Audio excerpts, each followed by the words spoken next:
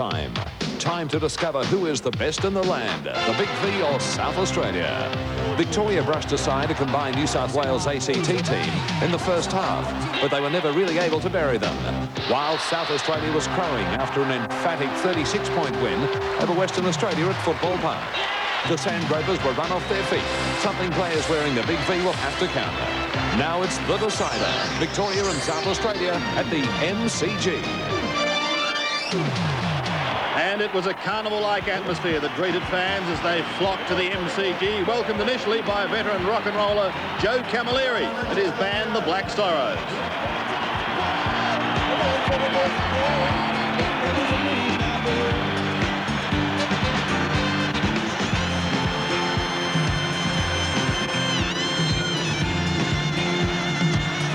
Fireworks were again prominent over the MCG. This time they left their mark in a different way, with the Australian flag floating to the ground. And we were welcomed by some of the game's great state players of days gone by. Maurice Rioli, what a champion he was. From Tasmania, Royce Hart. With him, former Saint Verdon Howe. And Victoria, well represented. Ronald Dale Barassi with a big job ahead of him with the Sydney Swans, and also Kevin Bartlett, Stephen Michael from Western Australia, and Mel Winnan. Two of the best players to come out of the West.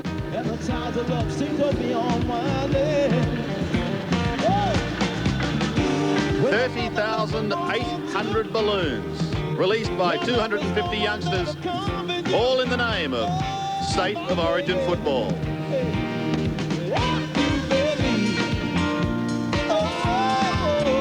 And this is what they've come to see, the Victorians out on the ground here at the MCG. They've only just run out onto the ground. Missing is Stephen Silvani, Andrew Buse and Craig Lambert. All three are out of this Victorian lineup, but there have been a number of changes from the one that was successful earlier in the week, and they are confident of taking out the championship. They've got a big job ahead of them. This is the team they must beat from South Australia. There was a question mark over Steve Kernahan. There is no longer a question mark over him. He will be playing.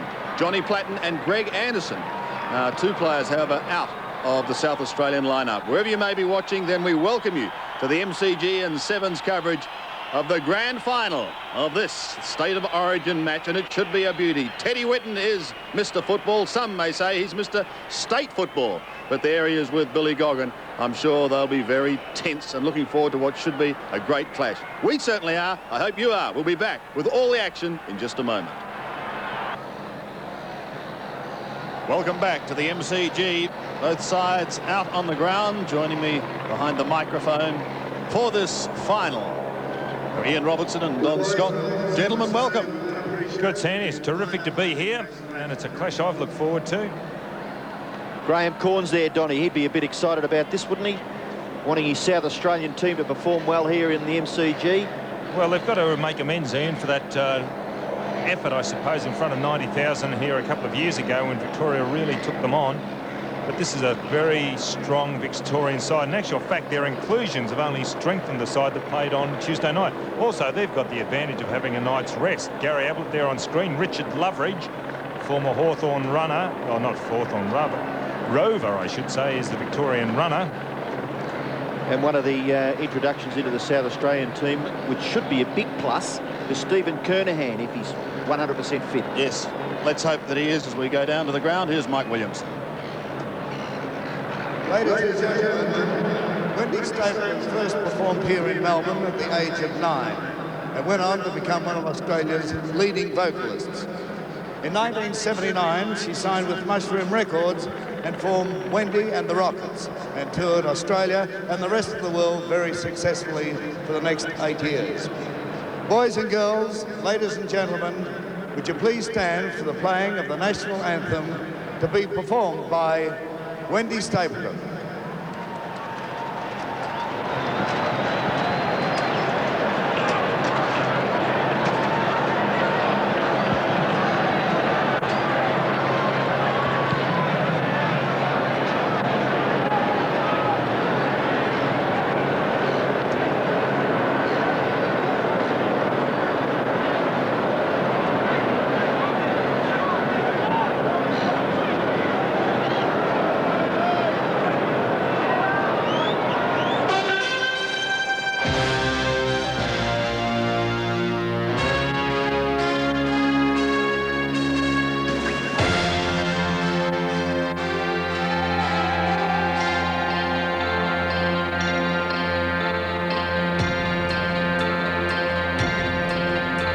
Australia's all let us rejoice, for we are young and free. With golden soil and wealth for toil, our home is girt by sea. Our land abounds with nature's gifts, our beauty rich and rare. In history's page, let every stage advance Australia square. In joyful strains, then let us sing, advance Australia fair.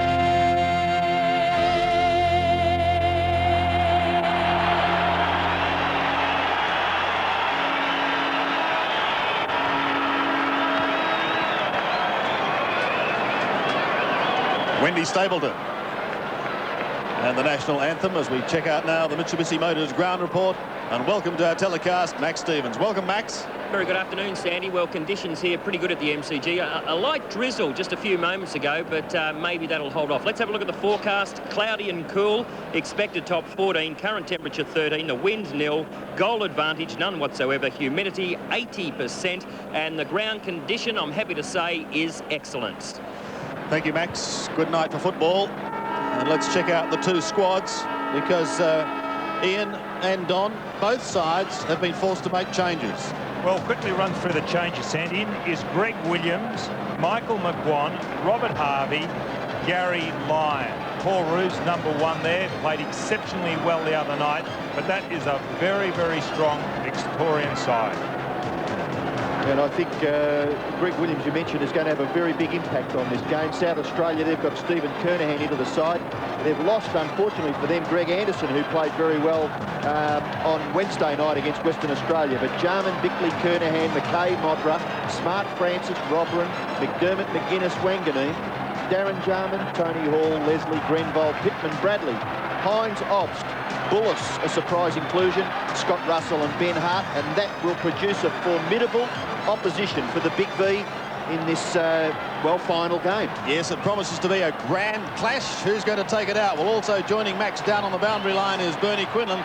Let's briefly hear those two boys' thoughts on who can win. Bernie? Yes, thank you, Sandy. Well, Max, it's the stage is set for a fantastic game here. It's been a big build-up, hasn't it? Certainly has. Maybe the crowd a little disappointing, but maybe that's the weather. Big blow for South Australia, losing Greg Anderson, but Kernahan coming in along with Bullis, and Johnny Platten also out. I think just, Sandy, I think it'll be very tough for South Australia to hold both Salmon and Gary Ablett in the forward line. If they can hold those two to a reasonable tally of goals, well, South Australia may have a chance, but they've also lost Johnny Platten, which is a huge loss, isn't it, Max? Because two of their very best on-ballers will not be playing. Played very well on Wednesday, particularly in the first half, and I've got $1 with you, so I'm going for South Australia. Oh, I thought we might have had 10, Max. I'm that confident. I'm going for Victoria, Bernie. of course. You jump on a certainty anywhere, Bern.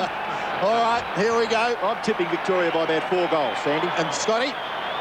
Victoria, 2. 1, no, it's going to be close to that, a point. 1 point. Oh, we're in for a thriller. So set to go, and this the final. Big Jimmy Steins. He's got the padding in front of his jumper. He looks pregnant, Jim, but he's not pregnant. He's got a broken rib. He'll be pleased to hear that. Well, I mean, he's got a broken rib. He copped that a couple of weeks ago, but he's still out there playing. Hart has the job on Ablett. Oh, there should be some grand clashes in this game.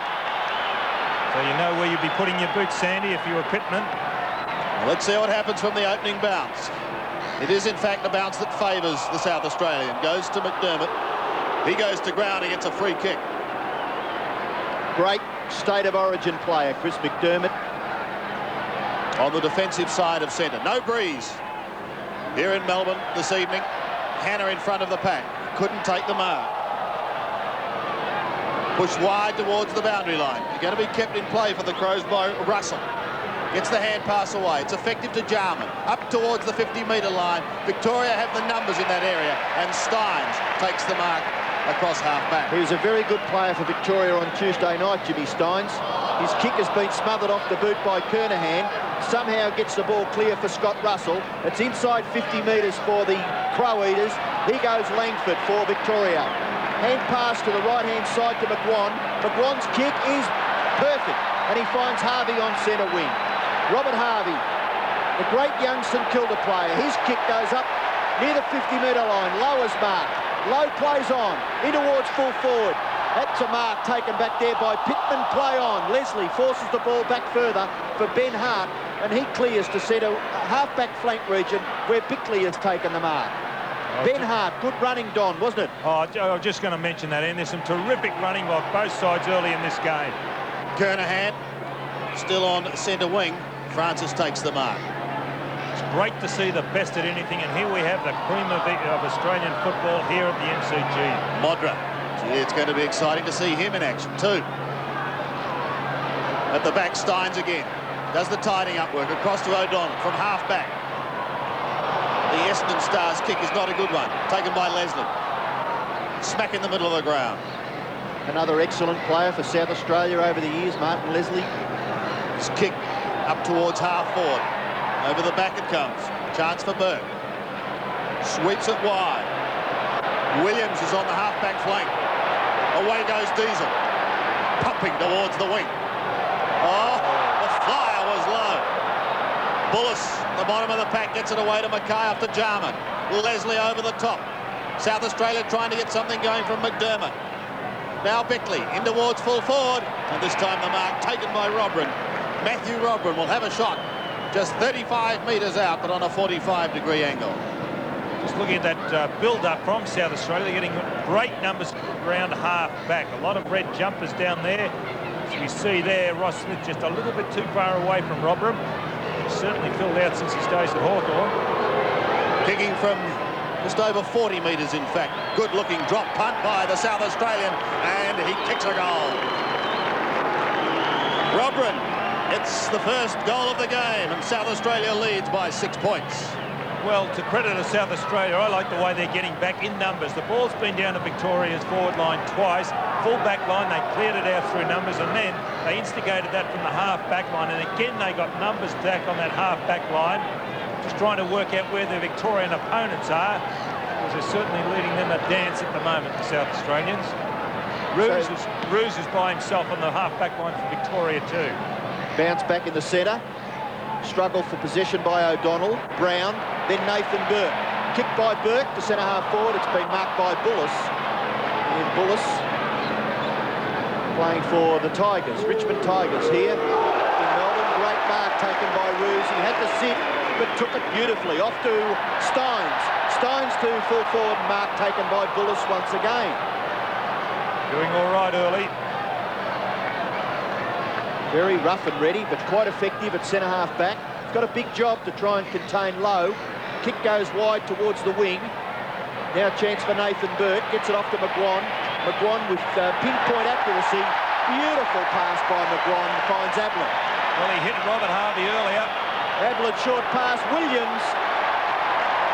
The angle not all that much better than Gary Ablett had, but certainly a lot closer to goal. So Greg Williams. Great composure by McGuan. He hit Robert Harvey earlier with a pass out on centre wing. That time, he initiated the attack once again. Greg Williams will finish off for Victoria. Very good kick of the football, Greg Williams. No exception, straight through the centre. Young Victorians waiting to get their chance. Scores are level. Lights are on. We've got the action. Pittman out of the centre. Burke from half-back. Pumps Victoria down towards half-forward once again. Hartwell in front of Ablett, and he takes the mark. He's an exciting young player. Ben Hart. Kicking back towards a congested centre wing area. Burke at the bottom shovels it out. Intercepted by Leslie. That was good. It gives McGuinness a chance to take the hand pass and go up towards Motra. Couldn't take it cleanly. Over the back, a chance for Lyon, and he sees it over the line. I need to change for Victoria. Scholl, Harvey, Rock and Lovett. Then we've got Jarman, Obbs, Hines and Grenvold. Throw in again. South Australia's attacking zone. It's on their 50-metre line. Williams gets the hand pass and a push. Advantage is paid to Burke. Off to centre wing. Mackay gets a hand to it. The Lucendale Bull Buyer is happy to see it over the line. And the crowd, part of the crowd that have gathered here at the MCG. Pretty excited about the start of this game. Neither side yet to assert any real authority over proceedings. Chance for Brown. She's a great player. How he got that ball to Roos was terrific stuff. Off to Steins. Steins in towards the centre of the ground. Chance for Ablett. Ben Hart will make it difficult for him. Well done by the young player, Hart. Had eyes only for the footy and forced it over for a boundary throw. And the other thing is he's a little quicker than Gary Ablett. You noticed he's beaten him to the ball on 2 occasions now. That'll frustrate Ablett. He's got to learn to play in front now. Well, he should know to play in front, Ablett, and hit the ball a bit harder. Pittman doing the ruck work up against Steins. Both players drag each other to the ground, but the umpire sees it as an infringement against Pittman. And by geez, a magical person, that umpire, because I saw both of them wrestling with each other, and it was play on for mine. Steins kicks the ball in towards centre-half forward. No mark taken. Ball to the back. Brown just fumbles. It could be critical. No, he gets the ball away. Harvey, look at him trying to thread his way through. He can't. Brown, a high kick in towards the goal square. The mark is taken for South Australia by Nigel Smart. A reminder, Robbo, of course, we're playing Foster's Cup rules, 20-minute quarters. We won't be having any drawn matches. If necessary, we're playing 2 5-minute halves. Low on the outer side, takes the mark. So there will definitely be a result as Hannah goes into half forward. South Australia again having the numbers to tidy up. Pittman gets it away to Bickley. Mark Bickley across the centre, down towards the 50-metre line for South Australia. Over the back, Francis, got to beat a couple. He can't. Burke gets clear. Has a bounce. He drifts towards centre wing. Takes a long hand pass over the top. Scott is forced to do some good shepherding work. Back to Burke again. That was for Lambert. Now Scott, 55 metres out. Robert Scott sets sail for home. Ablett is there. He's got to beat a couple. He's in front. He's picked it up now. Slung as he gets his kick, but it won't worry the champion.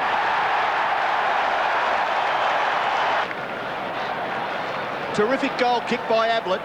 Here's Williams, smothered by Darren Jarman, unfairly, says the umpire. So the ball will come back, even though Victoria were away, and the free kick will go to Greg Williams just behind the centre. Williams, already 8 state games. Kick towards half forward, but a good mark taken by Wanganeen for South Australia. 50 metres from the Victorian goal. Bradley takes the hand pass, kicks it high towards centre wing. Kernahan can't get into the play. Great mark taken by Ross Smith, and he thumps it back towards centre-half forward. Marking contest low from behind. Ball hits the deck. Lambert. Not Lambert, it's Knights. Off to McGuan. McGuan into the forward pocket. Ablett behind again. Mark taken by Ben Hart. Oh, what a one-hander by Matthew Knights. Did he infringe with that other hand? I'm with you.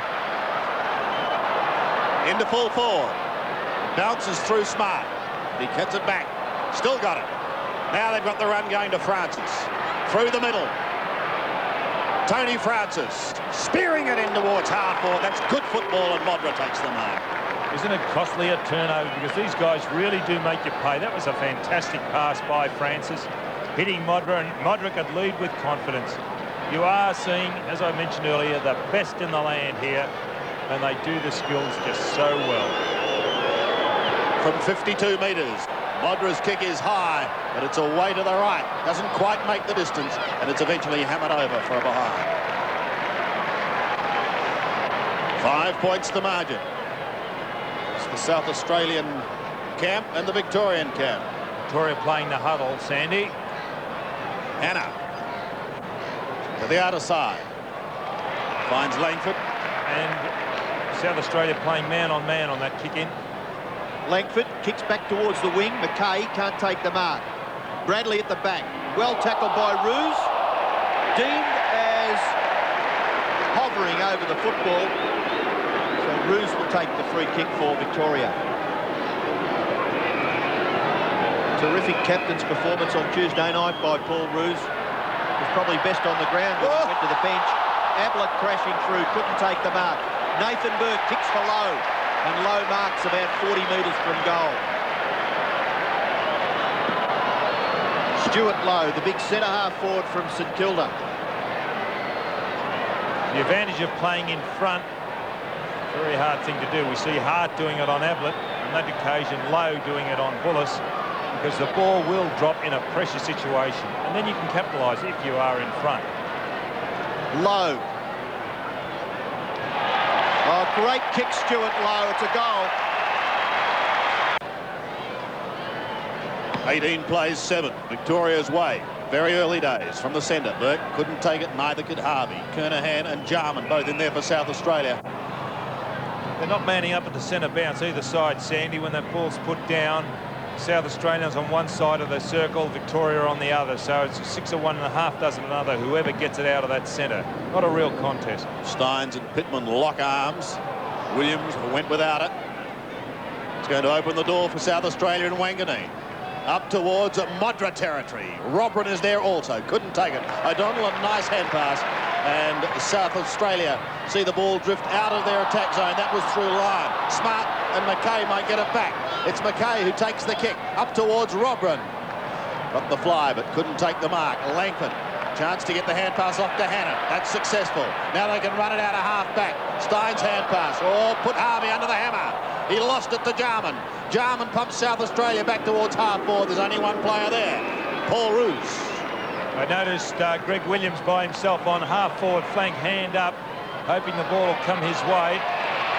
Ross Smith, his kick, finds Scott on centre wing. Scott transfers play to the centre. It's a good kick too. He finds Harvey. Harvey gives the hand pass for Hannah, who's come from half back. Kicks it wide. Out in front of Lowe. Bullis. The bounce favours that player. Williams in, no. Bullis gathers nicely. Kernahan maybe having a run on the ball. Kernahan's kick to the wing. No mark taken. McGuinness having his first really effective possession. Kicks towards the 50-metre line. Francis being tagged by Nathan Burke. The ball tapped back. Here goes Darren Jarman. The short kick. Not bad. Modra. Down Frawley. Unfairly. Modra takes the free kick. The Victorian fans not happy, but it looked as though it could have been an infringement from here. By Danny Frawley's action, he knew he was out of play, and he had to do something, a desperate effort. Otherwise, Modra would have marked. So, take the gamble, give away a free kick, because Modra certainly would have taken that mark. Tony Modra. He's kicked over 50 goals in the AFL competition. He's kicking from 30 metres directly in front. Hits the post. Most of the fans at the MCG this evening would be favouring Victoria, as you can probably hear from the cheers there when that football hit the post. Ross Smith brings the ball back into play. Tony Modra, probably the most exciting player in the league at the moment. Everyone's talking about it. Hannah, claimed by Pittman. Ball spills free to McGuinness. Got a touch, but that was all. Williams couldn't take it away from Russell. Pittman again loses it to Steins. Two big men tangle. Now a chance for Victoria to set up something as McGuan takes it through the middle, away from Matthew Knights, in towards full forward. Brown a chance. 40 metres out. 45-degree angle. The kick by Gavin Brown is across the face of goal and through for one behind. 3-1. Those 1-2. Dangerous McGuan when he gets the ball around midfield. Pass was accurate once again. Victorian just couldn't get his hand to it. I think it was Ablett. Well, he loves to carry the football, doesn't he, Mick McGuan? Just so well. Hart brings it back into play, going short to Leslie, who's tucked in the back pocket. Towards centre wing. Roos front spot. Got a hand to it. Harvey somehow threads a hand pass back to Roos. Centering kick. Now he's got Ablett there. He's got Salmon. O'Donnell. McGuan. Standing start. Pumps it towards goal and Nick misses. What he probably should have kicked. Good play by O'Donnell there. I think if he'd have tried to gather the football, he certainly would have been tackled quite effectively and to knock it down for McGuan. Ben Hart now looking down the ground. Where should I kick it to? It's interesting that the weight of numbers on South Australia on this half-forward flank, there they all are, the South Australians. Look at that. Well, there They've were got three numbers over one side of the ground. Interesting concept. Smart gave it to Wanganeen. Wanganeen short, but he gives it away because Roos is marked. Possession number 6 for Paul Roos. Kick towards half forward. No mark taken. Ben Hart. Now McGuinness in trouble from O'Donnell, but he gets his kick away. Out towards centre wing. The race is on. Lowe and Bullis. Bullis able to keep his footing. Falls over, but gets the hand pass away for Bickley. Bickley sweeps it in towards the centre of the ground, where Russell takes possession and runs through. In towards half forward. Good kick. Mark taken by Bradley. Bradley goes for goal. What a beautiful kick by Bradley. Just offline. And through for one behind to South Australia. They could have done with a goal there, Don. Yes, important because Victoria just starting to get ahead on the scoreboard, but this game can swing either way. 3-2 to 1-3. And on centre wing, big Jim Steins in front.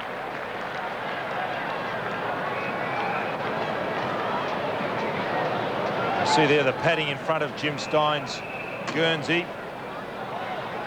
That's because of those ribs. Goes over the top. Harvey in towards centre half forward. Ablett had to beat a couple. Doing that well. Would have almost given away the free kick. McGuinness gets it out, then gets it back again from Bradley. Away goes Tony McGuinness. Short to Russell. He's almost down to centre wing. Flicks it in towards the middle. Francis. Oh, deft little hand pass to McDermott, who goes to Robrin. Couldn't take it on the 50-metre line. Robrin butters up for Hannah, but he gets it away to Lyon. Leslie off and Obst on for South Australia. Obst going down to the forward line. Robert Harvey. Now he's going down back to pick up Roos. So Roos has got that roving commission I mentioned about. Roos on half forward flank with Obst. 3 marks to Harvey as O'Donnell goes in towards Ablett again. Got a touch to it. Roos will go back to Ablett. What's the left foot like from there? Swings it a little too far. One behind. That's a good move because he's a problem, Roos. He was on Tuesday night. And that player, Obst, Andrew Obst, got terrific concentration. And he'll run with Roos. Ben Hart kicks it in for Nigel Smart. Looking for someone to run on, but no, he now elects to kick short where Obst has taken the mark. Right half-back flank. Again short. Bickley marks, plays on, and then thumps it in towards the half-forward region. Kernahan got his hands onto it, but Langford was there. He's smothering Stephen Kernahan effectively so far. Darren Jarman. What a kick! It's a goal! Sensational goal to Darren Jarman. South Australia down by just one straight kick. What happens out of the centre? Attempted soccer. It's not effective. Or Brown ducked his head. Gave it to Burke, but he was under pressure. McKay taps it away. Back to Burke again. High kick. Still really in the middle. Harvey gave a push. South Australia possession. Oh, that's wonderful hand pass to Kernahan. Kernahan can level the scores. Steve Kernahan was in doubt, but his kick was level here at the MCG. 3-3 apiece. Pittman and Steins to do battle in the middle again. Won by the South Australian. Williams' hand pass is good. Off to Roos, down towards the 50-metre line. Bullis working hard. A handball on all fours. Scott under pressure. So too Ablett overruns it. Hart hassles him. And eventually it's taken over the line. Or another throw-in. Mark Bickley. Safe in defence. Pittman doing well. Past Williams it goes. Wanganeen gets a hand pass away. Going to be kept in play by Harvey. Somehow he gets out of trouble. He's still going, Harvey. 40 metres. Shoots in towards full forward.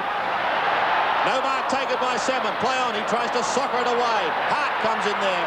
It's held to Salmon. It'll be a bounce. I'll tell you what, Robert Harvey is exciting. He's got footwork reminiscent of any great dancer you've ever seen over the years. Just fantastic to watch. Hart and Ablett. Hart soccers it away. Straight to Roos. His hand pass back to Ablett. Dropped it like a hot potato and went to ground, but he's okay. McKay. A hand pass into space.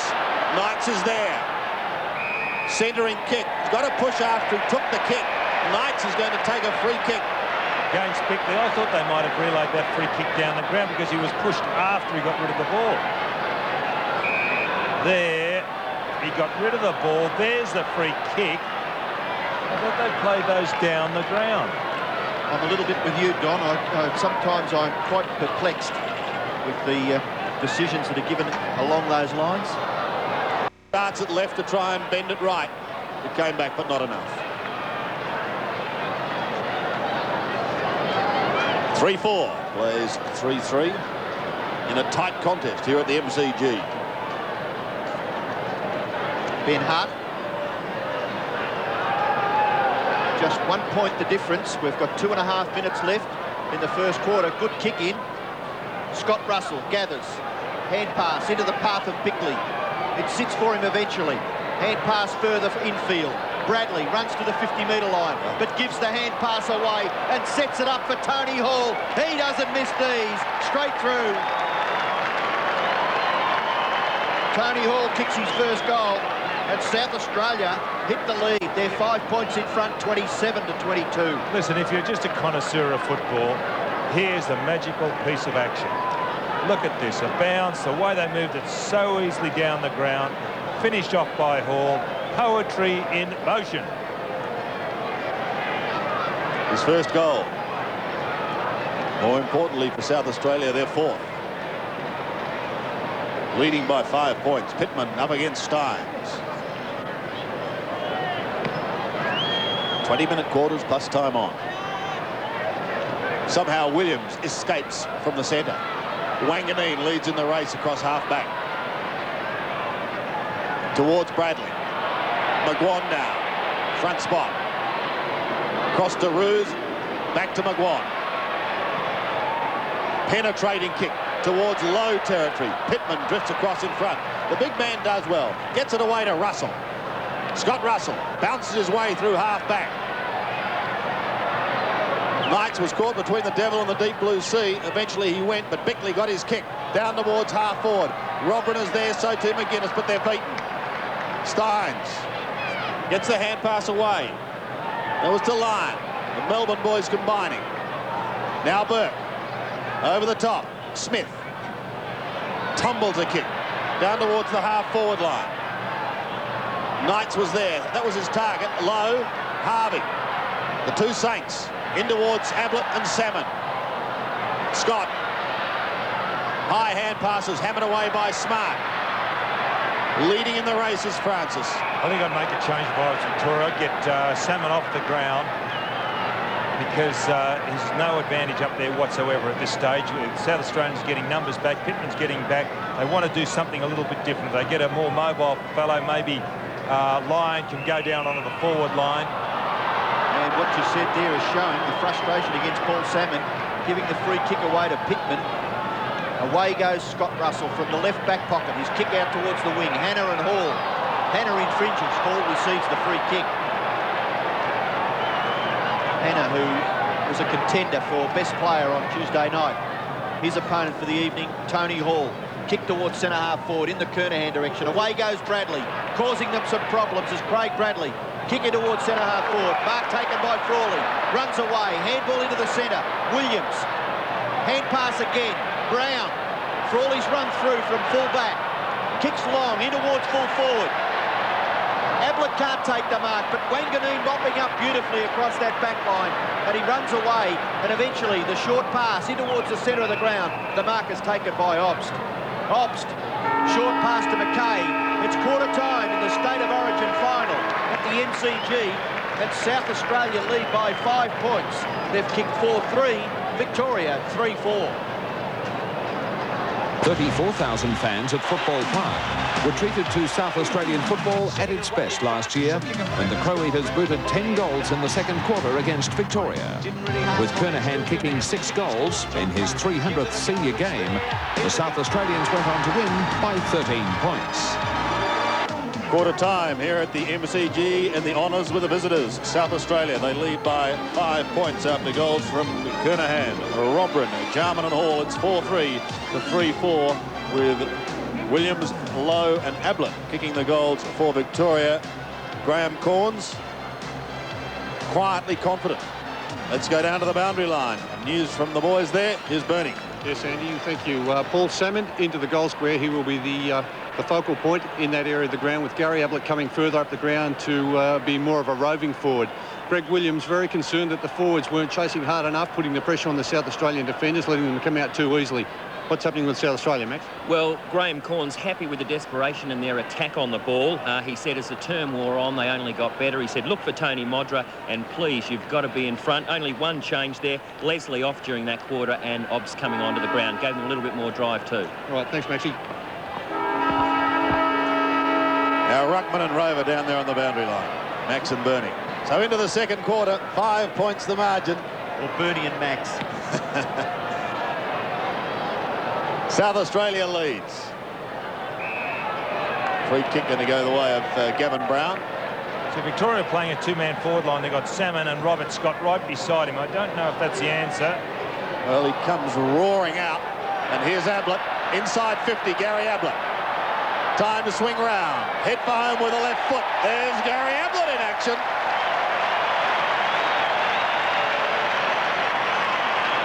The changes immediately paid dividends, hasn't it?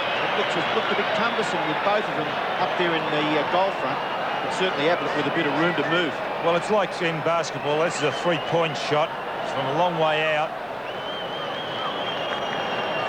I'll be interested to see how it fans out, because, as you said, Ian, it looks better already, but we'll just wait and see. I'd have Salmon off the ground. So, recommencing play at the centre. Ablett again gets into the play. Gavin Brown for his second possession of the quarter. Kick towards full forward, nearly the mark to Salmon, but away goes Smart. Handball over the top to McDermott. McDermott, he's got Darren Jarman in support. His hand pass goes further afield for Bickley. McDermott caught by Scott. Ball spills free. McDermott just gets a foot to it.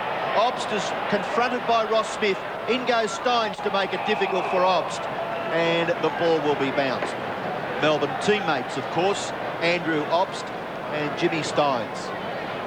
On centre wing, pretty well a perfect night for football. It's a free kick, surely, to Pittman. Not paid. Steins. Williams decides to throw his right foot at the football. Gets it up near the 50-metre line. Back goes Bullis.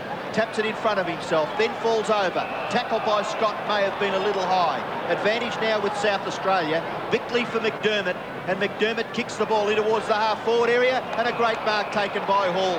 Away for Scott Russell. Russell into the forward pocket, and the mark to Modra as Danny Frawley slipped at the critical stage. And Modra's lost his boot as well. So a little hold-up in play here, because Modra will need that left boot for purchase. You see there, Frawley slipping at the critical moment, and what such speed. He left his boot behind, Toby Modra. When you say purchase, you're obviously saying that with a right foot kick he needs the left foot on purchase. the ground. Exactly. Beautifully positioned, so he's got some solidity. And he goes for goal. And he was that quick, he ran out of his boot. Well, he's yet to kick a goal, Sandy, and one of the leading goal scorers in the AFL this season, Modra, bagged 10 goals against North Melbourne a couple of weeks ago. He's kicking from 30 metres, and he's missed again. Two behinds to the full forward for the Crow Eaters. Goal kickers for South Australia, Kernahan, Robran, Darren Jarman and Hall. Victoria playing the huddle too at centre-half back. Now there's a break. Steins. Scores level. McGuan has the run. Good interception by Bradley. Sweeps it wide. Russell pumps it in towards goal. Over the top it goes. Yes! South Australia by a goal. Scott Russell getting his first. McDermott pumps them into attack again. Well inside 50. Russell again.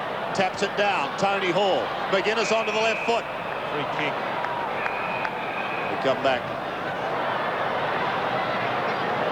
Gary O'Donnell. South Australia's way. He's being held. Let's have a look here. See, you can see there, Francis being held by O'Donnell. And that's what the umpire saw. So Tony Francis looking for his first goal. Little Collingwood Dynamo. 48 metres. Drop punt. Is one behind, just away to the right. But South Australia edging a further point clear. 5-5. Bill Goggin, Bobby Skilton, and one man who missed out was Stephen Silvani. Good to see him here, though. Jarman kicked a sensational goal in the first quarter. He spears that one in. It bounces off the chest of big man Jim Steins. But he's got the strength to get clear to Hannah. Off to Williams. Diesel on the outer wing. Gavin Brown. Caught. That was great play by Bickley. Bickley ran from 10, 20 metres behind, and, you know, before the ball was even near Brown. The kick in towards centre-half forward for South Australia. The mark is taken by Roos. Away for Ross Smith. Ross Smith's kick. Nicely out in front. Gary Lyon running up from full-back. Kicks in towards full forward. Salmon got his hands on it again, but couldn't hang on to it. Bullis, McKay. Caught, but gets the hand pass away. McGuinness in a little bit of trouble from O'Donnell, but gets away and kicks it wide. Out towards the wing. High flyer, Kernahan couldn't take the mark. Williams gets through. Handball to the advantage of Langford, in trouble. Kernahan leaves it behind. Brown dispossessed by Jarman. McGuinness fighting hard, as is Langford. Gets clear of Francis. Little kick taken by Obst. Obst out into the path of McGuinness, but Hannah worried him out of it. Hannah goes after it again. Darren Jarman tries to play it in front of himself. O'Donnell takes it over for a boundary throw-in. We've got a line down to the Victorian coach's box. What would you like to suggest? Well, I'd like to get line down to full forward, shoulder into the back pocket, and Salmon off the ground. Well, maybe something will happen in the next few minutes. There's a free kick paid to Gavin Brown. The tackle by Francis just a little high. Gavin Brown, sixth kick. Over centre wing. Ball is effective from the back, but straight to Steins. Jim Steins towards Ablett on the 50-metre line. They've got to hit the ball. Don't worry about the man. This is what the South Australians are doing. Hart is leading Ablett in the run for the ball. Look, there's the free kick. Because more intent on the man is Gary Ablett. Hart. Again back towards centre wing, back towards Kernahan. Bradley there, so too Burke and Harvey and Williams. Harvey receives from Williams, goes to Brown. Gavin Brown in the middle. Over the top to Jim Steins. Inside 50 to Robert Scott. Good mark. That was a good mark because you've got to look at the quality of the opponent that's playing on Scott, and it's Gavin Wanganeen. A very, very good defender is Gavin Wanganeen, and he's made Scott's job very difficult tonight, and that's a good effort by Scott to get away and take that mark. Robert Scott looking for his first, looking to close the gap. Well, he certainly won't do it with that kick. Bullis tidies up from the back pocket. Off to Bradley. The runner's away towards centre wing. Gavin Brown maybe first to it. Oh, cleverly done to Roos. Loses it to Kernahan, but he may have just gone over the line on that outer side. Steve Kernahan, there was a big question mark over him as to whether he would take his place in the South Australian lineup. There was no question mark over Craig Lambert. He failed a fitness test. So boundary throw in on centre wing. Steins doing the ruck work, gets it down to Brown, off to Burke. Nathan Burke, that's his 11th possession. Pittman couldn't take the football, has a second go at it. Bickley, McDermott, and now Bullis. Bullis across to Wanganeen. Wanganeen through the centre of the ground. Kicks towards half forward, no mark taken. Hannah the first to recover, really didn't fly for the mark. Weighted down, which is not bad. Short kick, okay, the mark taken by Scott. Further, he can go short, and it's Knights. Knights has Bickley as his opponent. He sweeps around onto his left foot and kicks it inside 50 metres. Ablett in front, good mark. That's a better effort, only eyes for the ball. Well, he should kick this. Matthew Knights, it was such a good kick for Ablett. And I think we've seen Gary Ablett kicked the distance from here on many, many occasions. Seriously, having a look at it. Gary Ablett goes for goal. Look at this kick, if you don't mind. 1 point the difference, favouring South Australia after Ablett has kicked his third. Glenn Lovett's on 2, Sandy, and Ross Smith has gone off for Victoria. Steins has a big run at the ball. Pittman doesn't. Harvey gets a kick for Victoria. Down towards the 50-metre line again. Salmon just tried to tap it on, but it's McKay who tidies up for the South Australians.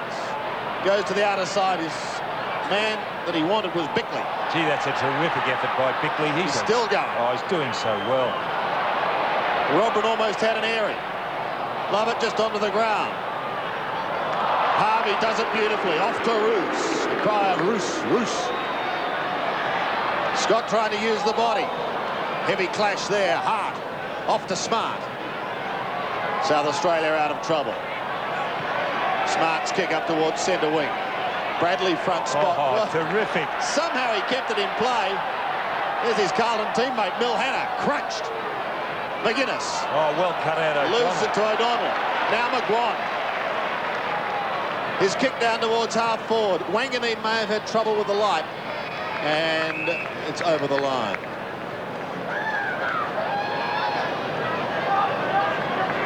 Look at this from Bradley. Terrific effort to keep it in. Pity it didn't come off.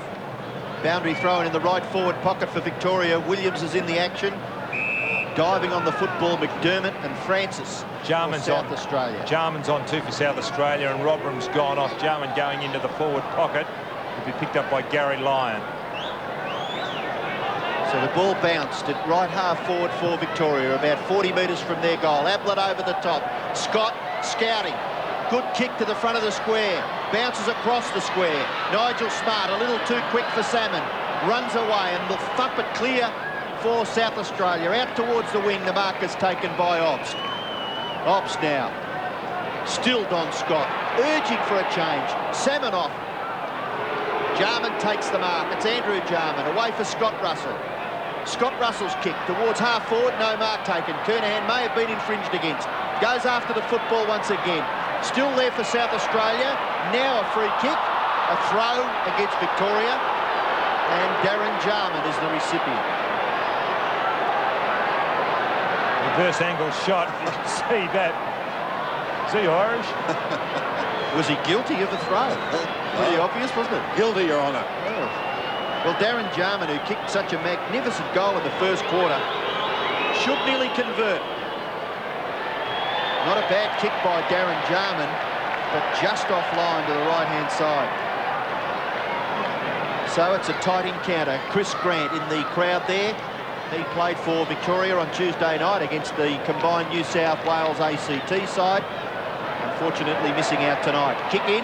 Mark should be paid. It is to McKay. The Vic fans not happy, but Andrew McKay had his hands wrapped around the footy. Gavin Brown just a little late on the scene. McKay thumping it into the goal square. High flyers required. Kernahan! Great mark in the square. Always a danger, Steve Kernahan. Well, watch this. All there is a forest of arms. Look at the arms go up. Well, yes, he did have first and second bite. He's kicked one. And this goal could give South Australia a little bit of space. Oh, terrible kick. Reminiscent of a game here about 5 or 7 weeks ago against Essendon, when he had a shot after the siren to win the game for Carlton. All he had to do was kick a point that day, and he missed altogether. Yes. Bad miss. Burke from half-back. Up towards centre wing. South Australia have the numbers. Russell.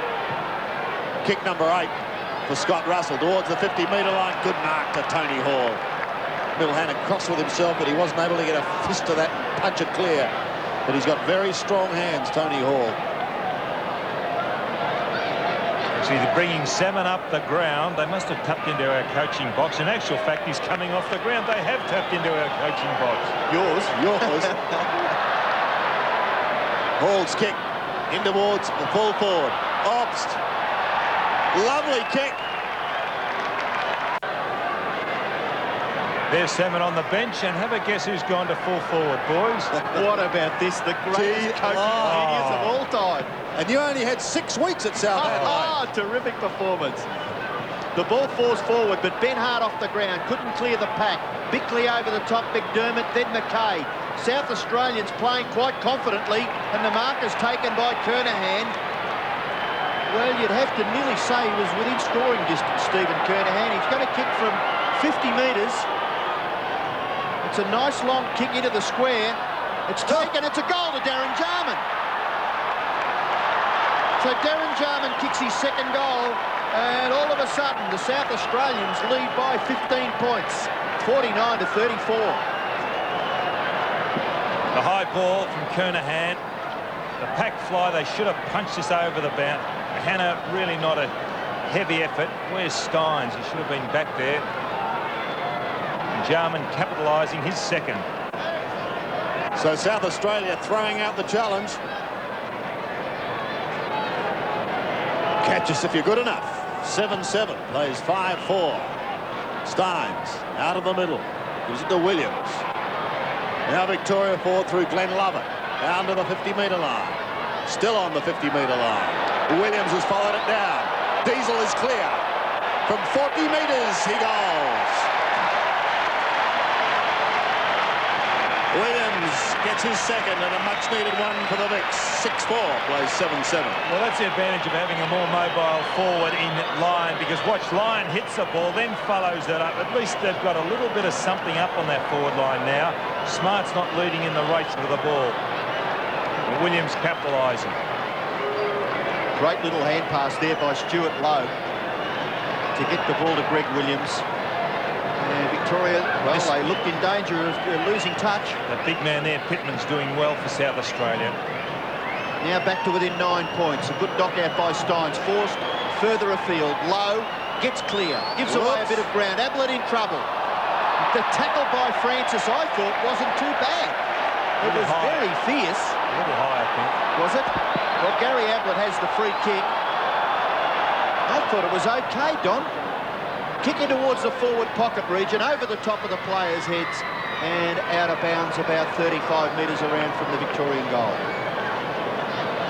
It's Gary Lyon, Smart, a very good player, Nigel Smart. Boundary throw in, Stuart Lowe and Pittman. McKay getting quite a few possessions, Andrew McKay. Back towards the wing, Langford can't mark. Kernahan, look at the advantage of holding your ground. Away for Francis, gets back onto the left foot and then kicks it well within 50 metres. High flyer was Modra from behind. He was forced to punch from Frawley. Kernahan again, getting into the play. Away for Francis, back for Kernahan. His kick, just inside 50 metres. Awkward bounce, picked up by Jarman. Away for Tony Hall. And Tony Hall's kick is astray and through forward, just one behind to the Crow Eaters. Just watching Craig Bradley off the ball. He covers so much ground. There's Ross Oakley in screen, AFL chairman. South Australia holding the aces at the moment. Obst inside 50. He tears towards goal and he's popped through another one. Again, the margin is out to 16 points. Favouring South Australia. Pittman working well. McDermott takes the hand pass. He pumps South Australia deep into their attacking zone towards Modro. Couldn't complete the mark. Pressure now all of a sudden on the Victorian defence. Back towards Williams. Could have got one a little high. It doesn't matter. He gets it off to Knights. Matthew Knights in towards half forward. Steins has got O'Donnell. Uses him. 75 metres out. Short little chip. Lowe couldn't take it. Bullis over the top to McGuinness. Back towards the centre of the ground. Only to see it picked up by Knights. Ablett. Well done by Knights. Well done by Knights. Gary Ablett has 3. Look, Knights from more or less a standing start. He had a number of options. He picked Ablett. Well, he really needs to kick the goal, doesn't he? Well, he does, but if you're a forward, you could lead with confidence in either team tonight, because these guys up the ground can really hit you with the ball. They're so good at passing. 7 kicks. 3 goals at the moment. Nothing wrong with that kick, I don't think. It's a beauty. 4 goals to Gary Ablett. And again, Victoria closes the gap. What a struggle. 8-8 plays 7-4. Well, he's a bit of a contortionist, Ablett. The way after he kicked that ball, he really did will that one through. So it must have been very close. And here's the kick from Ablett. After he kicks it, he really twists the body around, because it must have been terribly close to one of those posts. Well, it's on the scoreboard. Victoria's 7th goal. They still trail by 10 points. Williams trying to force it clear. McDermott chopped off by McGuan. His high kick, not bad, because it was weighted quite nicely in the finish for Roos, who was able to just go straight for it and mark it on his chest. A short kick. Oh, you're in trouble, Jimmy, but he stood his ground. Scott Russell went hard at him, Steins. That was a bad kick from Roos. Back it goes. There's Steins. Oh, down he went. And eventually gave it away for Roos. Roos short kick. Oh, taken by McKay. Doing well. Away for Bradley. Bradley bounces, but it then eventually came back to him. Second bounce for Craig Bradley. Then again, running through the centre of the ground. He's had 4 bounces. He's carried the ball individually to the goal square, and the mark is taken by Jarman. No, it's a free kick. Free kick to Brown, away from Roos, and Roos is at right half back. Love it taken high. Advantage paid. Gary Ablett could be his man. No nipping in front was low. Couldn't complete the mark. Back towards Robert Harvey. Shrugs one tackle. Goes back into the centre. Love it. Pumps Victoria inside 50. Lyon. He's paying it. Directly in front. This player is a good player, Gary Lyon. It's a pity his career has been curtailed by injuries, but he is a great player, Gary Lyon. Terrific courage, carries injuries, and has got a lot of skill. 7th State of Origin game for Gary Lyon, kicking from 51 metres. Good-looking drop punt. Has it got the carry? Yes! Quite a dubious sparking attempt there by Lyon, resulting in Victoria's 8th goal. They go forward again through Nathan Burke. Tackled by Francis, tries to get the hand pass away. Back it goes in towards those 2 players. Williams dispossesses Francis. Williams goes for goal. A left foot kick off the side of his boot in the finish. Well, why didn't he spot Lyon? I mean, Lyon gave him a terrific lead. He could have just steadied. Instead, he just blazed away on that left foot. It was a good lead from Lyon. Hit-outs in favour. Well, they're not in favour of anyone. They're squared away. The ruckman, you've already given plenty of credit to David Pittman, doing a pretty good job. Harvey finds some space. Ablett off the left foot. High. Hasn't gone far enough for a mark. Ablett again. Bangs it straight up in the air again to the front of the goal square. Lyon can't take it. Harvey can't get his foot to it. Wanganeen can clear the ball close to the boundary line. It's wobbling.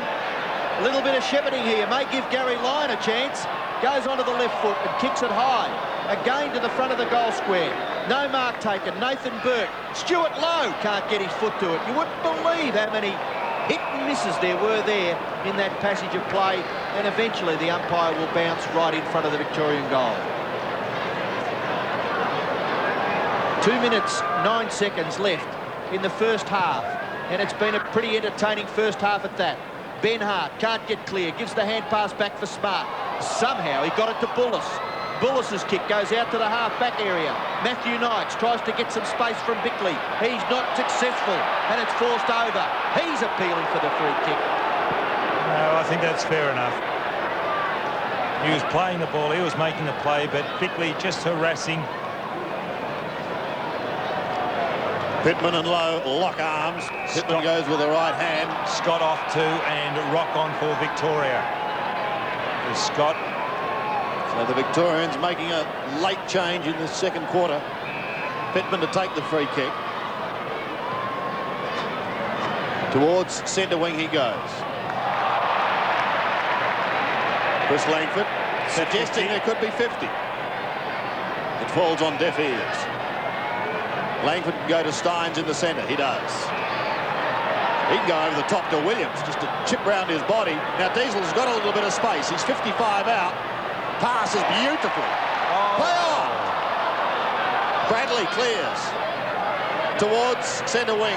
Brown stands his ground and takes a fine mark in opposition to Jarman. Back to Williams. He got rid of the football. Jarman soccer tactics. Jarman and Hannah. Two absolute stars. And it's over the line. There's more than 2 stars out there tonight, aren't there, Sandy? Dead right, Donny, and it's great to see the best in the land on show. Williams again. Putting it out in front for Maguire. McDermott intercepts, gives it to Bullis. He's got to give a little ground to Wanganeen. Back to Bullis again. Gets his kick just in time, drifting it into the centre. Bickley takes the mark. Oh no, he was definitely going to play on. Oh, that was a bit hard. Well, Bickley's played such a fantastic first half. He's had 5 kicks, 10 hand passes, and has been quite an influential player for South Australia so far. He's got a chance to kick a goal, and he does a pretty good job with it too. Right to the goal square. Tony Hall couldn't control it, but it goes through for just 1 behind to South Australia. They lead by 5 points, close to half-time. Half a minute left. The kick in finds Steins in the back pocket. He goes further afield for Lovett. Lovett's able to run on. He's had 3 kicks and they've all been off the left foot. And he being a natural right footer, the South Australians are doing pretty well, forcing him onto that other side. Bickley, Obst, gets through. Handball to the advantage of Jarman, but chopping it off is Scholl. Hard at the football, forces it over for a boundary throw-in. Siren imminent. Steins and Pittman. Steins gets the tap out. Williams, clever. There is the siren to end the first half in the State of Origin Grand Final. At half-time, South Australia lead by 5 points there, 8-9. Victoria 8-4. And Graham Corns getting down pretty quickly. I guess he'd be a bit anxious to get into the rooms and discuss the situation. The margin, of course, could have been considerably greater had South Australia kicked straight. They kicked 4 goals, 6 in that quarter. Victoria added 5 goals straight. But South Australia leads at half-time. We do say farewell to some stations at this stage because they do have news commitments around the country. We'll take a break. It's half-time. South Australia leads 8-9 to Victoria 8-4. It's half-time here in the State of Origin final. South Australia had their noses in front at quarter-time. They've got their nose in front at half-time. 8-9, 57, leading Victoria 8-4, 52. Enthralled by the game as the Vics have a spell at half-time have been Ian Robertson and Don Scott. But I want to have a go at Don because you had a go at Big Jim Steins. You suggested, Don, during the call, he was carrying something. I've just had a look at your upper body. Are you, in fact, carrying a couple of extra pounds? I am, Sandy. I am very cold. Well, what do you think, boys? Well, I think it's a fantastic game. I mean, that's an ironic shot there about those Victorians with their feet up because they're not doing so well running out of the back line because those smaller South Australian guys, Bickley #1, Obst, are really running that ball. Wanganeen's another one, and Smart. They're doing well down there. Yeah, I mean, you've mentioned about David Pittman doing a good job up against Steins. I think Steins has been terrific. He got a heavy knock in that second term when he had to sit and take a mark from a short kick. And maybe that's taken a little bit of an effect, but Gary Ablett has been the most effective forward on the ground. He's kicked 4 goals, and that was one of the, best chances he had to take a mark out in front of his opponent. He was a little bit worried earlier about Hart was leading him to the ball, and he gave away a couple of free kicks, and also Hart beat him on occasions. But Ablett's a better player, as is any player when they stand in front and hit the ball hard from that front position. But this is Obst's goal here. Here was a move. They had to do something about Roos, and they did it. Put Obst on the ground. And what Obst has done, as well as man up Roos, he's gone on and kicked goals. So he's put the pressure right on Roos. Yes, he's kicked 2 goals. You sometimes mention when a team has got more better players, that the opposition with lesser better players can come out and improve. Yeah. Now, that has got to be the situation at the moment. You look through South Australian team, and it's quite easy to find 8 or 10 contributors. That's exactly right. I just went through and did that. Yes, Yeah. it's quite interesting because there's a lot of Victorians that can lift. Oh, well, that's exactly right, because it's very hard to find good, dominant Victorian players. We quickly look at the stats there. Not much you can tell out of the possessions. What about the tackles there, Don? 15 to South Australia, 10 to Victoria. Do you think that has had a bit of an influence on why the South Australians are leading? Well, it could do, because the South Australians in front, and they're well out in front as far as tackles go as well. But the centre break's interesting as well. But there's Robert Scott taken off the ground, and he did well up forward for a little while, but he's having a terrific battle with Gavin Wanganeen. Right, thank you, gentlemen, for that report. Light rain falling over the MCG as I speak at the moment, but hopefully it shall clear. There are a number of visitors here to watch this big game of State of Origin Aussie rules. And one man who's come down from the north is our own Bill McDonald. He's on the boundary line with Bernie. Bernie? Yes, thank you, Sandy. Well, Bill, I'm pretty pleased we've got the brolly down here, not Queensland weather. Well, it's not quite Queensland weather. You can't have everything, though. It's quite warm up in Queensland at the moment, but I've rugged up for it, and now the rain's here, so, yeah, you can't have everything, but it's still a good atmosphere down here, enjoying the match very much. You're very well prepared, very lucky. Just in transit, Bill, for the big game tomorrow down at Bell Reeve at Hobart between Queensland Northern Territory and the Tasmanian side. That's an important game for Queensland tomorrow. Queensland Northern Territory, it's the first time they've combined for this State of Origin, and there's a feeling in the team that if this State of Origin series is going to be a success, the Queensland team really has to show a good form tomorrow, and they feel that they want to have a shot at the big guys, the South Australians, the Victorians. So I think for it to really be national, we have to have teams like Queensland and Tasmania playing against the Vics on a match like tonight. So they've got a big point to prove tomorrow. That's for sure. What about the game tonight, Billy? It's been a big build-up for this. The pre-match was fantastic, and the game itself, well, South Australia 5 points up at half-time. I think South Australia have got a lot to prove tonight. I mean, they haven't won here for quite a few years. I think 1963 they're talking about, so I think they've got a lot to play for. I just wonder whether the legs are going to stay with the runners into the second half, but who knows? I think they might get up and actually beat the Vics here. All right, thanks, Billy. We'll look forward to seeing you down at Tasmania tomorrow. Thanks, Bernie. Billy, you'll be welcome in South Australia any time, but South Australia leading at the moment, but only a kick in it. It should be a great second half. Wherever you're viewing, I hope you can stay with us. And don't forget, check your local guides for tomorrow's football action. We were talking about that game to be played in Tasmania, between Tasmania and the combined Queensland Northern Territory side. Let's take this preview from Bill McDonald.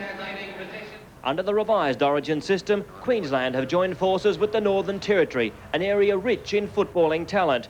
Brisbane Bears' Marcus Ashcroft and Michael McLean modelled the new jersey this week of a Northern team on paper, the equal of any in the Origin competition, and they intend to prove it. Our job now is to prove that we're worthy of being one of those 4 states, and I'm sure Tasmania will be the same. But in the not too distant future, I think we'll see a true round robin competition.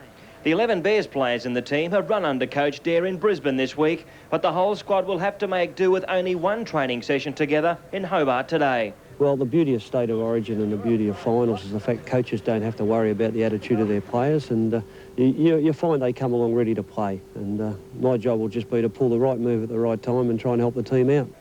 Captained by champion full forward Jason Dunstall, with boom recruit Nathan Buckley in the centre and Hawthorn's Stephen Lawrence in the ruck, the Queensland Northern Territory team will take some beating. But Tasmania are just as formidable, with Brendan Gale, Paul Hudson and John McCarthy on the forward line, Alistair Lynch and Michael Gale named in defence, and Graham Wright and Darren Pritchard midfield.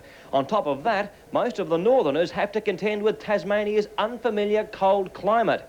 Yeah, it might take us till half-time to thaw out, but I think you'll find that when you do go down south, you seem to have more energy because the heat does drain the energy from you, and when you're training in this weather up here, and the same with the Northern Territory boys, you seem to find you can run all day, and I think once our guys get out there and warmed up, they'll appreciate the cooler weather to play in. Yes, don't forget that football action continuing on 7 tomorrow. Tasmania up against a combined Queensland Northern Territory side from the Bellareve Oval, but wherever you may be viewing, check your local guides for times. It should be a beauty, though. Tasmania and the combined side in particular, with the Bears going so well this year, certainly do have a point to prove. Let's have a look at some of the individual performers, gentlemen, that we've seen in action so far here tonight in the MCG. And first up, South Australia's Mark Bickley. Yes, well, I've been very impressed with him. He's playing on half-back and he's really put the pressure on. And the other thing is he's prepared to run off that half-back line and set up. You can see there he's had 17 odd possessions, but I'm more concerned with his running and the drive that he's giving, which doesn't show up statistically. What about Steins? Don, how would you analyse his performance? He's had 19 possessions. Yeah, it's a contrast, isn't it, between he and Pittman, but I like Pittman's game because he's getting back and helping the backmen. Very important. Darren Jarman, he's done pretty well. Yes, he has, Darren Jarman. He's one of those freaks of football, isn't he? And what he does What about is the freakish. goal? That goal he kicked in the freakish. first quarter was just a gem, wasn't it? Well, it is freakish. A real opportunist. This man's playing on Chris McDermott, so it's an interesting battle between those two. They're not blessed with great leg speed, but they do get around the ground. Greg Williams again, I mean, no doubting his kicking ability. 2 goals, very important in a low-scoring game. Now, this man here, I watched him in the second quarter when he was off the ball, and boy, does he cover some ground. He's playing on centre wing. He's been picked up by Mick McGuan, but he covers miles. He looks busy, and I would have thought that maybe he would have had more possessions than we've just mentioned there. Paul Roos was good early because he had Martin Leslie on him, and they took Leslie off, put on Obst, and Obst has really put the pressure on and also quietened Roos down a little bit. Right, thank you, gentlemen. So at half-time here at the MCG, the margin is 5 points, favouring South Australia in a seesawing struggle. To our viewers in Brisbane, we say farewell to you, and we look forward to you rejoining us after the news. For the rest of Australia, back with live action shortly.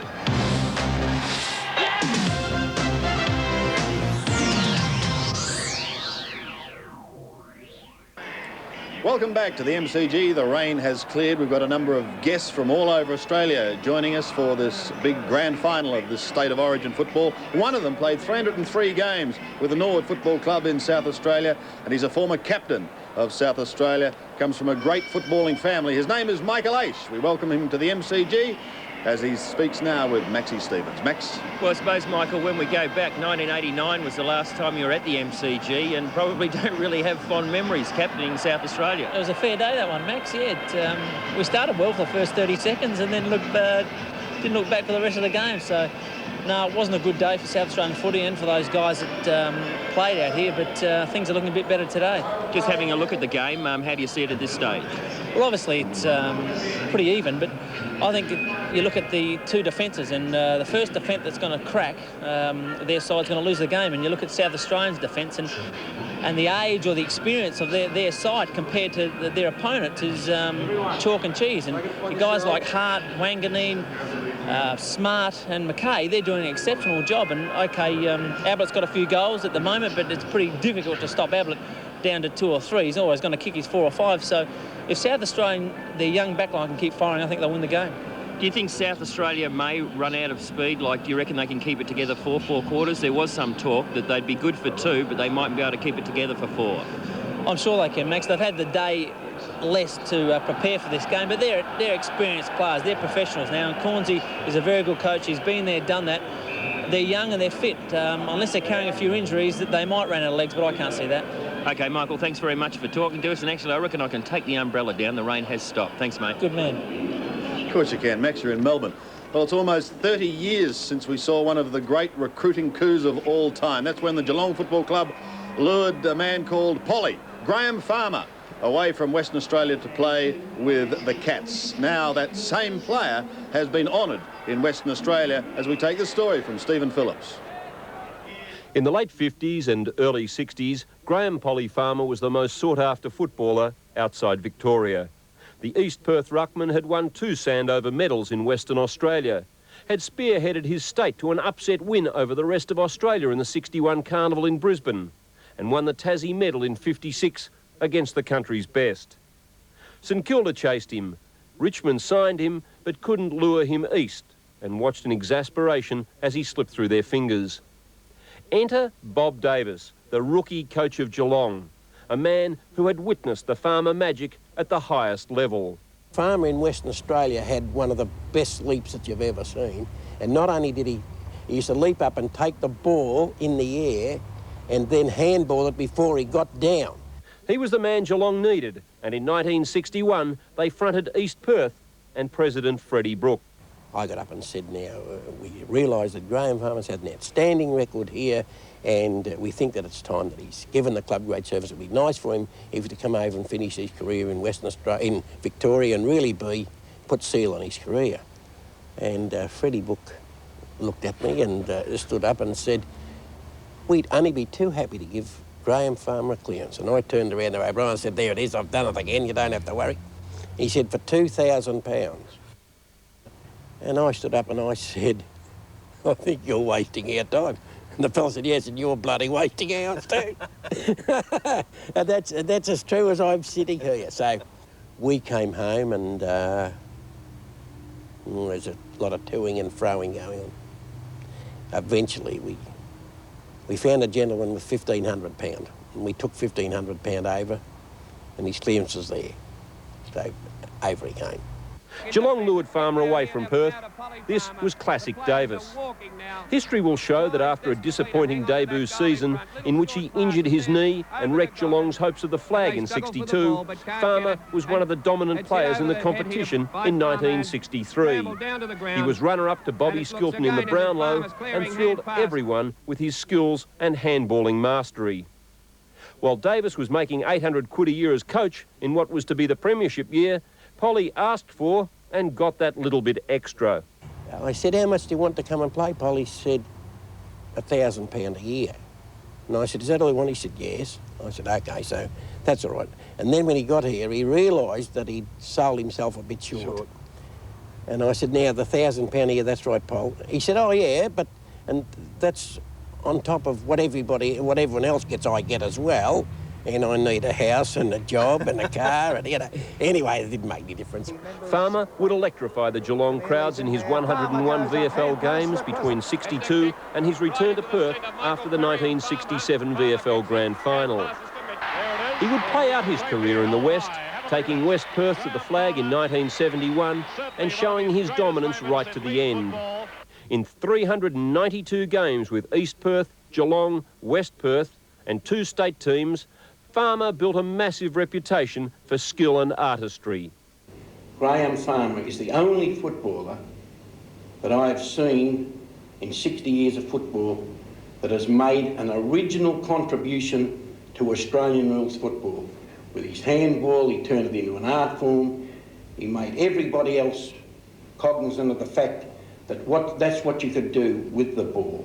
That you could get it and use the ball, and that's become part of football.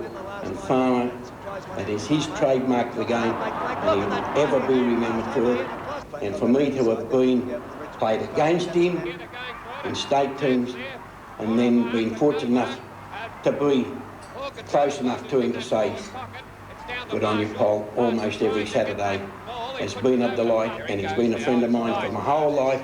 I hope, and his family, I hope that we are all the same, and really, I do congratulate the Western Australian Football League on the honour that they've paid Polly in naming this room for him, because it is a fantastic room. It's where all the VIPs will be, and it is certainly something that they can remember the greatest football that's ever pulled on a football boot.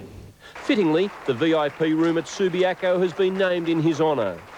And it was a chance for teammates of days past, old coaches and friends, to reminisce on those glory days. Naturally, Bob Davis had his say. Graham Vivian Farmer. I well remember it because we put it on the signature. It was marvellous. The best footballer that there was about it that day. And of course, when he came over and I put a bit of polish on him, see what he turned into. He'd been honoured before by his own crowds. His farewell all those years ago was a beauty.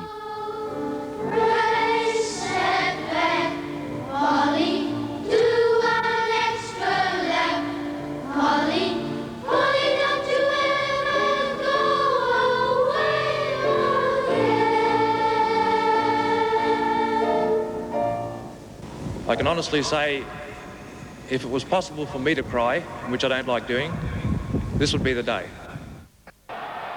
Welcome back to the MCG. Just several hours ago, Don Scott had the commentary box rocking with Joe Camilleri and the Black Sorrows as they entertained this crowd with Chained to the Wheel.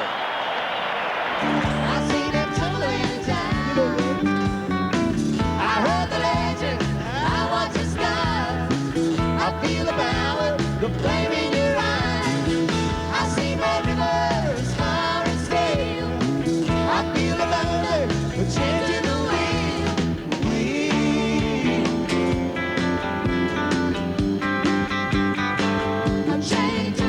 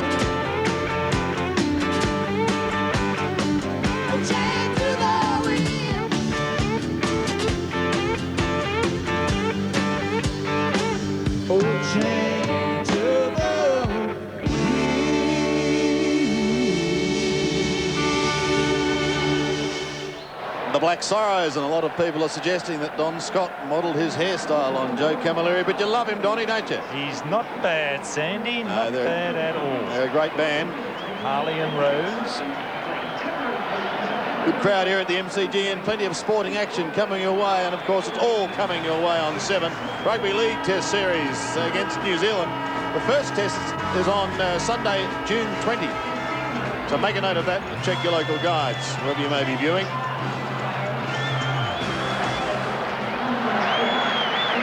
This crowd waiting for these two sides to return to the ground. They got involved at half-time, Sandy, in the young kids that were playing some exhibition games, and down that left-hand end, the crowd in the behind those far goals were just absolutely unbelievable. The kids, I mean, they've had a ball, these young kids, out there on the ground at half-time. Well, it's a great thrill for them. Let's talk about the ones that are a little bit older.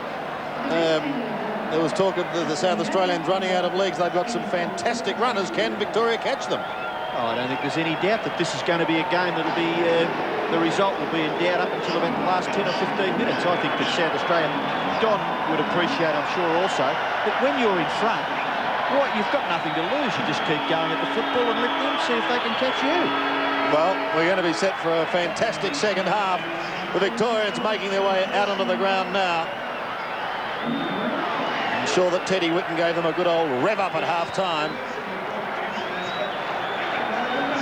And we welcome those viewers who have once again returned to the MCG with the news that South Australia leads, but by only 5 points in a thriller. 8-9 plays Victoria 8-4. The Vics out on the ground with their own little cam car. Bill Goggin, Ted Whitten looking stern on the left. Well, he loves State of Origin football as no one else. As we go down to the boundary line, here's Bernie Quinlan. Well, I've got Jared Healy with me again. It's not quite as relaxed as it was the other night, Jared, against New South Wales. No, we wouldn't expect it to be, Bernie. I believe this is going to be one of the best second halves that we've seen in interstate football. Pretty evenly matched sides. They're a little bit better on the ground, I guess, so that could advantage them a little bit with the ball a little bit greasy now. But we've restructured our side and got as many mobile players as we can onto the ground, and we're pretty happy with our balance in the second half. What changes have you made in the second half? Well, we've brought Mark Harvey onto the ground. He'll come onto the half-back flank, and thought Knights was doing okay, but perhaps just a little bit slow. He's come off the ground. Love it. We've rearranged. We're basically going to defend through the middle of the ground and try and get some run off the wings. Paul Roos was very good early, but the change that was forced upon South Australia may have really backfired that move with Roos as a loose man, because Obbs came on and kicked 2 goals. Yes, you could probably argue that. I think our biggest problem was that we let ourselves down kicking into the forward line, particularly in the first quarter. We had full control of the ball through the middle, and yet the kicking into the forward line was deplorable, and we probably just let ourselves down in that area. 10 shots to 5 in that second half. Only straight kicking really kept Victoria in it, because they had a lot of the ball in that second half. Their running players causing a little bit of havoc again, even though Platten and Greg Anderson out of the side. Yeah, you could say that. Of course, poor kicking is due in part in these games to the pressure applied. So we're happy to be where we are. We believe that we could have been further in front. I don't think we've got full value for our work due to our disposal. And we'll just have to wait and see how it pans out in the second half. What about the forward line setup? Is Salmon still more mobile? Salmon still on the interchange bench? Definitely more mobile. He'll stay there for the moment. He may come on and get a burst in the ruck.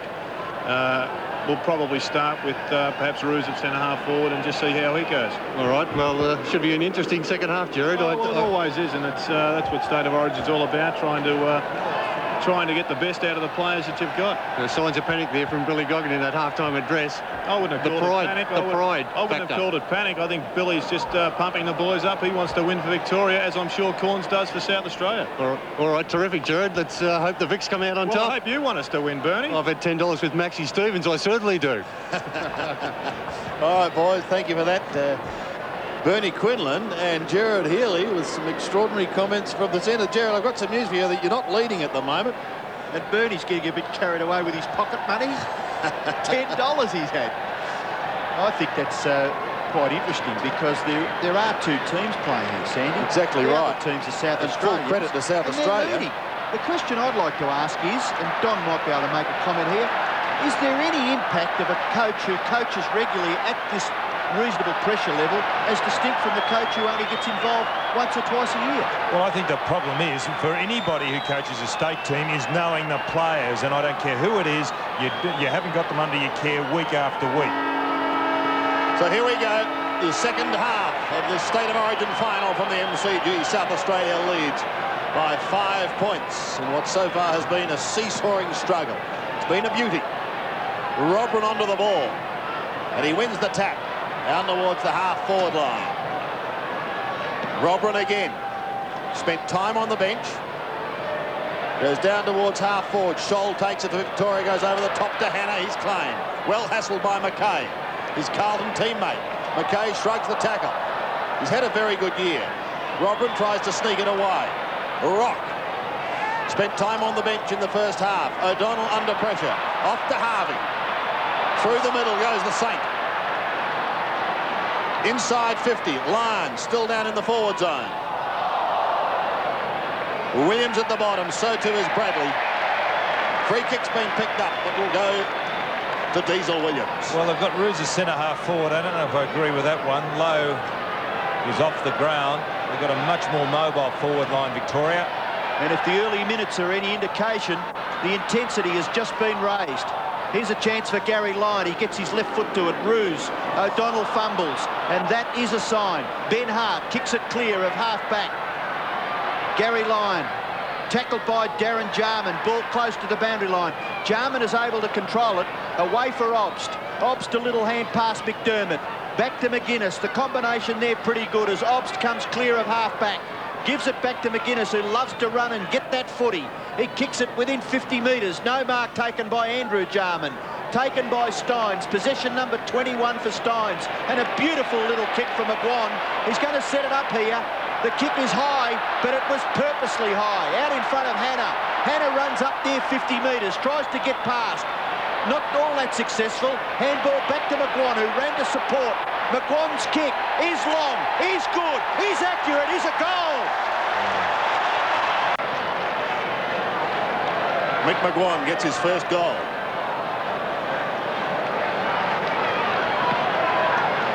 Gary Lyons hurt too, Sandy's down to full forward. Victoria leading by a point. Brown sends Victoria towards Ablett country once again. Lyon on all fours. Robert Scott towards his Geelong teammate. Was he held? No. Wanganeen. Only very lightly built, but he's a sensational player, Gavin Wanganeen. Gary Ablett's fallen into the trap again of trying to play the man instead of the ball. I don't mean in a physical, aggressive manner, but I mean his intent should be the ball. He's being led to it once again. He's a better player when he gets out and attacks the ball himself. Ablett, Hart, O'Donnell. Short little kick going nowhere. Here's McKay and Hannah. And again over the line. Oh, they've got a nice rocket at half-time, those Victorians. They've jazzed this game up. They know they've got a contest on their hands. Bullis has done pretty well. Trying to do the work from behind. Hannah on the boundary line. Mill. Seems to be playing well up the ground, doesn't he? The centre wing or half-forward, Hannah. Started down back. There's Pittman. Interesting to see him off the ground. I thought he did a good effort in the first half. Free kick is for Darren Jarman in the left back pocket for the Crow Eaters. He's a good kick of the footy, and he gets it well outside the 50-metre line, out near the wing. No mark taken. Robrin gets his second possession of the third quarter. Up towards the wing. Gathered by Brown was good. Away for Glenn Lovett. His high kick in towards centre-half forward. That should be a free kick to Obst, surely, against Hannah. The advantage is with South Australia. Darren Jarman for Bickley. Bickley's got a player in support. It's Russell running up to the 50-metre line. He may go for goal. He tries to get that torpedo spinning. It goes close to the goal line. It's taken over in the finish for a rush behind to South Australia. Well, there were no options for Scott Russell. That was a good choice going for goal. Kick in is marked by Steins. 21 possessions. Over the top to Robert Harvey. 2 bounces for Harvey. Now he runs near the wing. Chasing is Andrew Jarman, but Harvey arrogantly strides away and kicks Victoria up into their forward half. Nearly the mark to Ablett. Oh, he follows it up. Brilliant football, Ablett. To the front of the goals. Lyon! Great mark, Gary Lyon. He's injured too, Lyon. He's just a good player. He's a great player, Gary Lyon. Ablett's strength, then breaks away. It's not an easy one for Lyon. It's a high ball, falling, and he is under a cloud at the moment. He got up very sore before. Just a test of his character, and he's got a lot of character, this man. No doubt about that. He goes for goal, and he puts it through.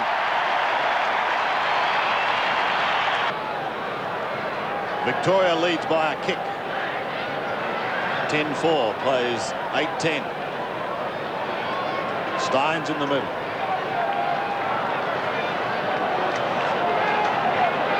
Robert. Who can win it out of the centre? Robert got a touch. Steins tries some soccer work. Jarman comes in from the side. It remains in the centre.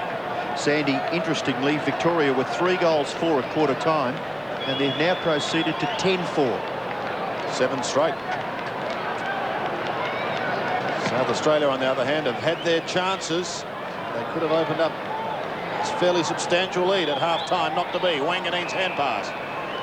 Scott is off, but there's been a whistle. It's going to Wanganeen. And it goes back to the exciting young bomber. Finishes with Bickley. Towards the 50-metre line for South Australia. They want someone going past. Brown could have been held. It doesn't stop him.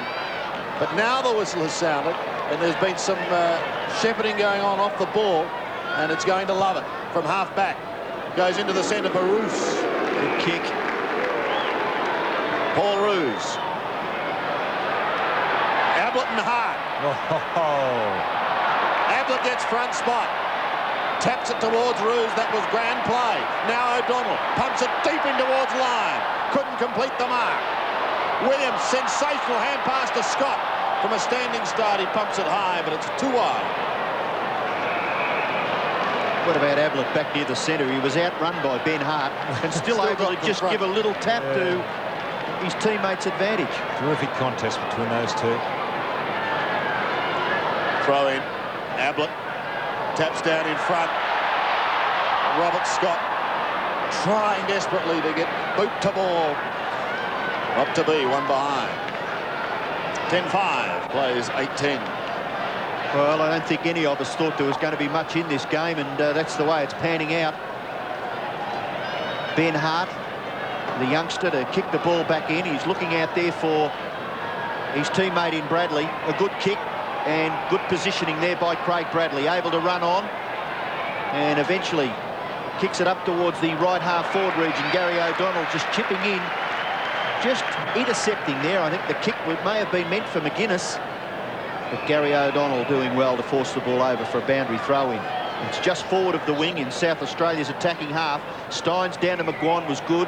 McGuan quickly up towards half forward. McDermott gets rid of the Victorian opponent, and eventually a free kick has been picked out of it. It could go to the Adelaide Crows captain, Chris McDermott. 14 possessions, that's his 15th effective kick, and a good mark, I would have thought, nearly to Tony Hall. Russell scouts the pack, kick towards half forward. O'Donnell and McGuinness again. McGuinness keeps his footing, and what a big plus it is. He'll go for goal. No, he kicks it into the front of the goals. Frawley, here's McGuinness again. Frawley, desperate. Nathan Burke gives away a behind as Danny Frawley cringes at the front of the square. Might have just hurt his shin. You see this, Frawley going.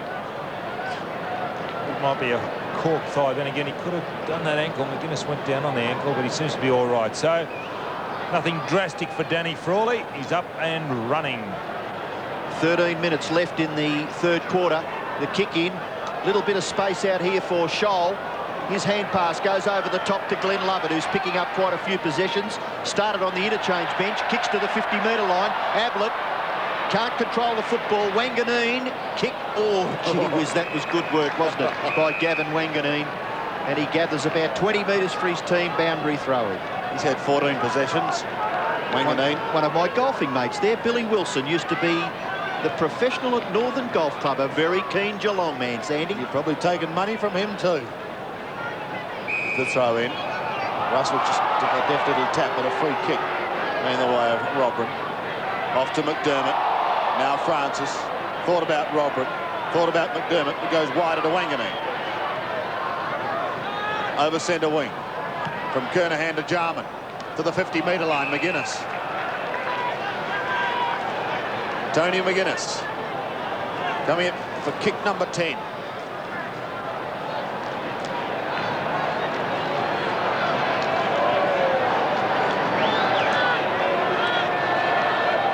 .53 metres. Into the square he goes, a big pack of players. Off hands it comes to Burke. Threads it through to Steins, who lopes one to Gavin Brown. Victoria out of trouble to Harvey. A high tackle. Advantage is paid. He sneaks away, just gets his kick. Floating it over the centre. Rock recovers well. Spent time on the bench, but he finds Paul Roos almost down to the 50-metre line. The Ablett lead is ignored. He wants Lyon. Bickley through without it. Scott's kick is high. Ablett tried something special. It didn't work. And it opens the door for Craig Bradley. Across to Wanganeen. Now McDermott. The Crows' defence tying it together. Obst gives it away to Bickley. He kicks over the centre. Harvey. Kernahan leaves it for Jarman. Here's a chance for Hall. Inside 50. Hall goes for goal. South Australia needs one badly, and they've got it. So, brilliant hand pass there by Andrew Jarman for Tony Hall to get South Australia's 9th goal. Steins rucking tirelessly. Here goes Williams getting clear and forces the ball forward for Victoria. Well within scoring distance. Out goes Nigel Smart. And he's quite happy to punch the ball out in front. And it goes over for a throw-in. It's about 40 metres. There's the bench. Knights, Lowe, Ross Smith and Paul Salmon for Victoria. And obviously Victoria looking for more run around the ground with Anthony Rock and Glenn Lovett on the ground. Gary Lyon doing the ruck work. Andrew Jarman a little flip into the path of McDermott in turn for Francis. South Australia out of that right back pocket region. Kick it out towards the wing. Brown nearly made something for himself, but couldn't control the footy in the finish, and it goes over for a throw-in. South Australian bench. Looks like Pittman, Grenvold, Leslie and Hines. There's the throw-in. Roos. Francis pounces on that pack. Don, if South Australia, they were doing pretty well, I thought, and you did too. You emphasised the fact that Pittman had been doing pretty well in the ruck up against Jimmy Steins, and now I notice him on the bench. It's quite a difficult one. Well, they've got Robram there, and he'll add mobility, but I don't know anyway. We'll wait and see how it pans out. Lyon and Ablett almost collide. Another throw-in. Actually, Pittman, I think he would have just a little bit more than what Robram is doing at the moment. Lyon and Smart. Burke. High kick. Hannah, an effective spoil. Wanganeen could have been held. Advantage paid. He was, says the umpire. So Jarman hammers it away from centre-half back. Goes towards his brother, who's got a chance. It sits beautifully. Jarman from 25 metres will pop it through, and South Australia hits the front. Well, very efficient play there by Darren Jarman. He's had 17 possessions and kicked 3 goals. So his contribution has been good. Victoria across half-back, Glenn Lovett. Little hand pass, Brown. Away for Scholl. He's caught, well tackled by Bickley. Handball, runs free. Russell. Kernahan's hand pass, picked off by Gary O'Donnell. O'Donnell's kick up near the 50-metre line. Ablett. No, taken by Wanganeen. Oh, was that a throw? If you don't mind, I thought it looked like it. And Ben Hart kicks close to the boundary line. The mark is taken by Bickley. Handball over the top for Kernahan. Nearly gets run down by Langford, but gets the kick away, and it's marked by Bradley. Back to Kernahan. Kernahan in short. Good pass, good lead. Brilliant football by the South Australians. It was a great pass by Kernahan.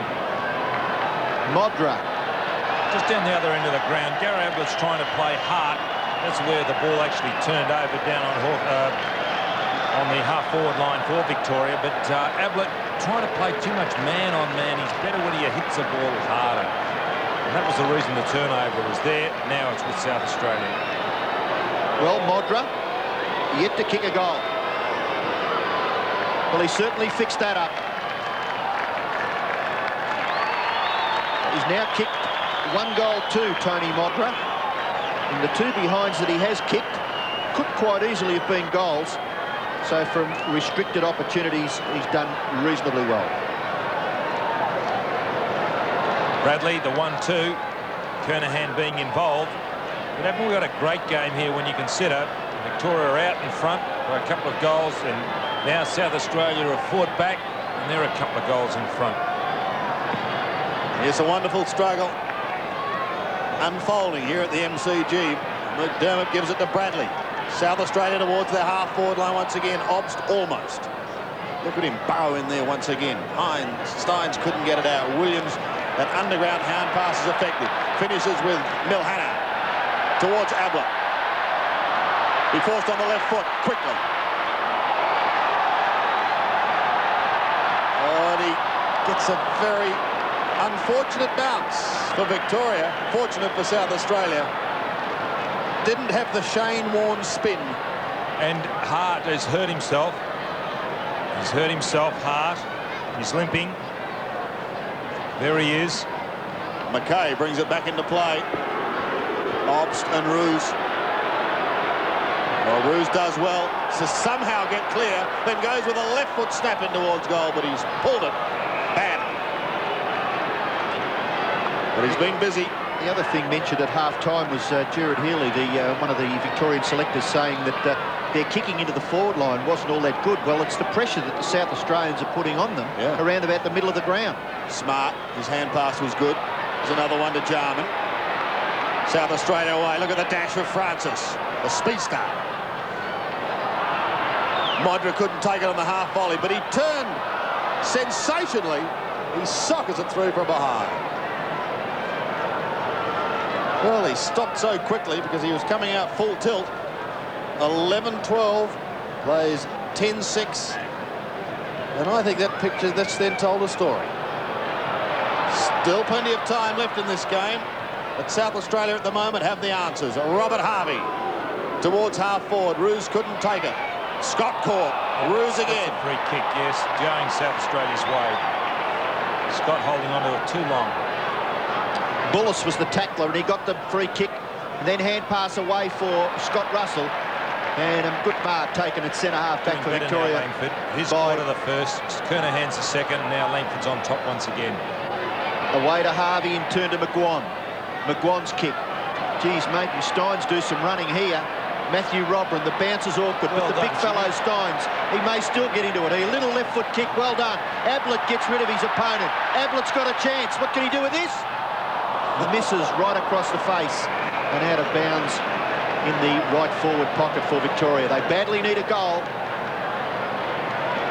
Their goal kickers, Williams 2, 1 to McGuan, 4 to Ablett, 1 to Lowe and 2 to Gary Lyon. Steins and Robran. Steins a little bit stronger than Matthew Robran. Wide for Williams, close to the boundary line, a little tap, and McKay is there to see it over for South Australia. It's only about 20 metres around from the Victorian goal, and they have a chance to score. 23 effective scoring shots to 16, favouring South Australia. Robin couldn't take it out of the air. Ablett almost clashed with a teammate, Lyon. But he's up and okay. This crowd's certainly getting their money's worth. South Australia leading. Just 2 straight kicks in it at the moment. Steins again towards Ablett, the master. Pulled it too far. One behind. He's kicked 4 goals, 3. Victoria's tally of 10-7. In the back pocket, McDermott. Obst. Away they go again. Russell. Towards Bickley. Goes to ground. Now Gavin Brown. The Collingwood champ. Goes with the left foot. Towards Ablett, who's got to beat 4. Can't do. Jarman takes the hand pass. McGuinness on the 50-metre line. Cross half back. Pushes it out in front of Bullis, who sockers it further afield. Rock off too, Sandy. Rock is off for Victoria and Salmon's on. Now Salmon will go into the forward pocket. Now they've gone back to that setup that didn't work earlier. Oh, well, maybe it'll turn around for them. Centre wing. Well, as players get a little tired, maybe the tall of Paul Salmon could be an advantage. Gary Lyon gets his foot to it.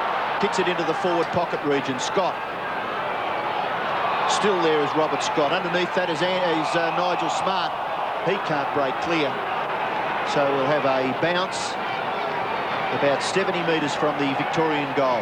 Now Salmon's down in the goal square by himself. Nobody's picking him up yet. Handballs 37 to South Australia, 21 to Victoria. Forced forward. Awkward bounce. Ablett up high. Bashes it to the goal front.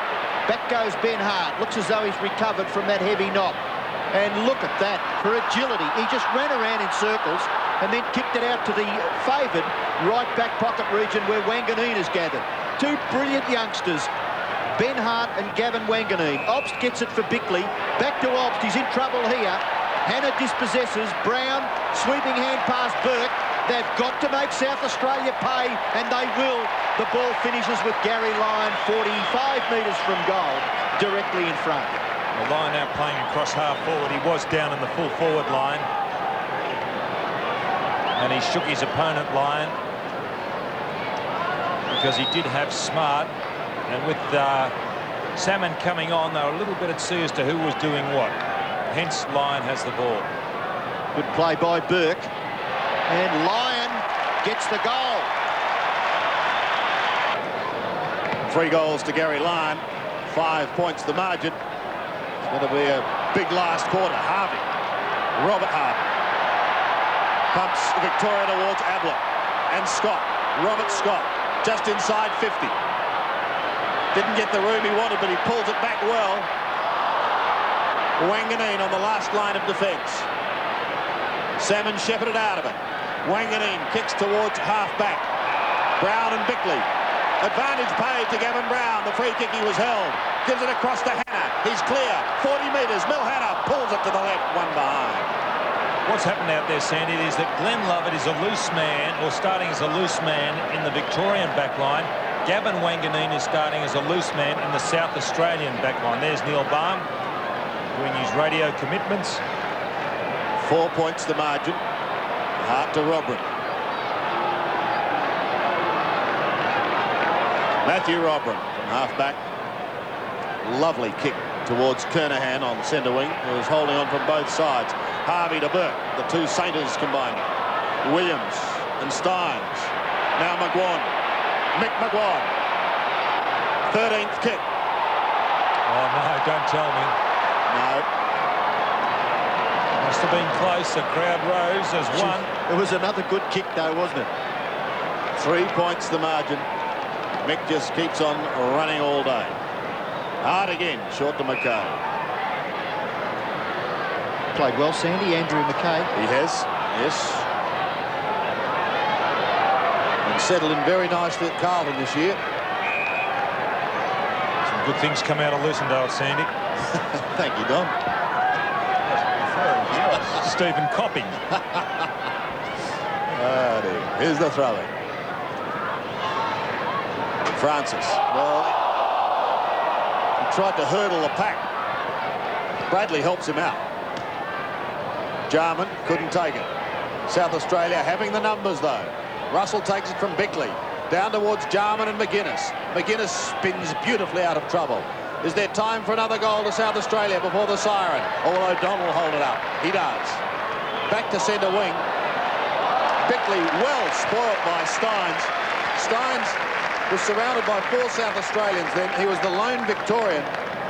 He did it well.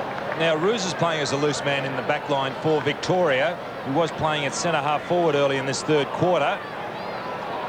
McDermott beats Gavin Brown and kicks in towards centre-half forward.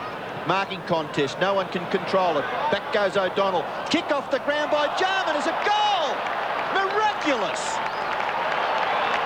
Absolutely miraculous stuff for his 4th goal. Number 15 for South Australia, Darren Jarman. Well, there didn't look to be much in this. Jarman made it look so easy. There's the high ball from McDermott. You see there 15 running into screen. The ball just bounces his way. He certainly knows where the goals are. That's his 4th. There he is, Darren Jarman in the picture. The Victorian selectors looking a little concerned. Just under a minute left in the third quarter, and South Australia lead by 9 points. Away goes Harvey into the pocket. Ablett. Good shepherd by Roos to allow Harvey to come out of the centre. Ablett short. It's going back because the umpire had blown time on, so the ball must go back to Gary Ablett, and he'll do it all over again. Well, I would think that this would be the best result, close to three-quarter time. He's kicked 4. 4 goals, 3 to be exact. Well, that's pretty close. Missed. It's missed to the right-hand side. So just when Victoria could have done with a goal, Ablett misses, and the Vics trail by 8 points. Roos is back at centre-half forward for Victoria, and Lovett still the loose man in the back line. Hart brings it back into play, puts a bit of pressure on Bullis. He's equal to the task. He does well.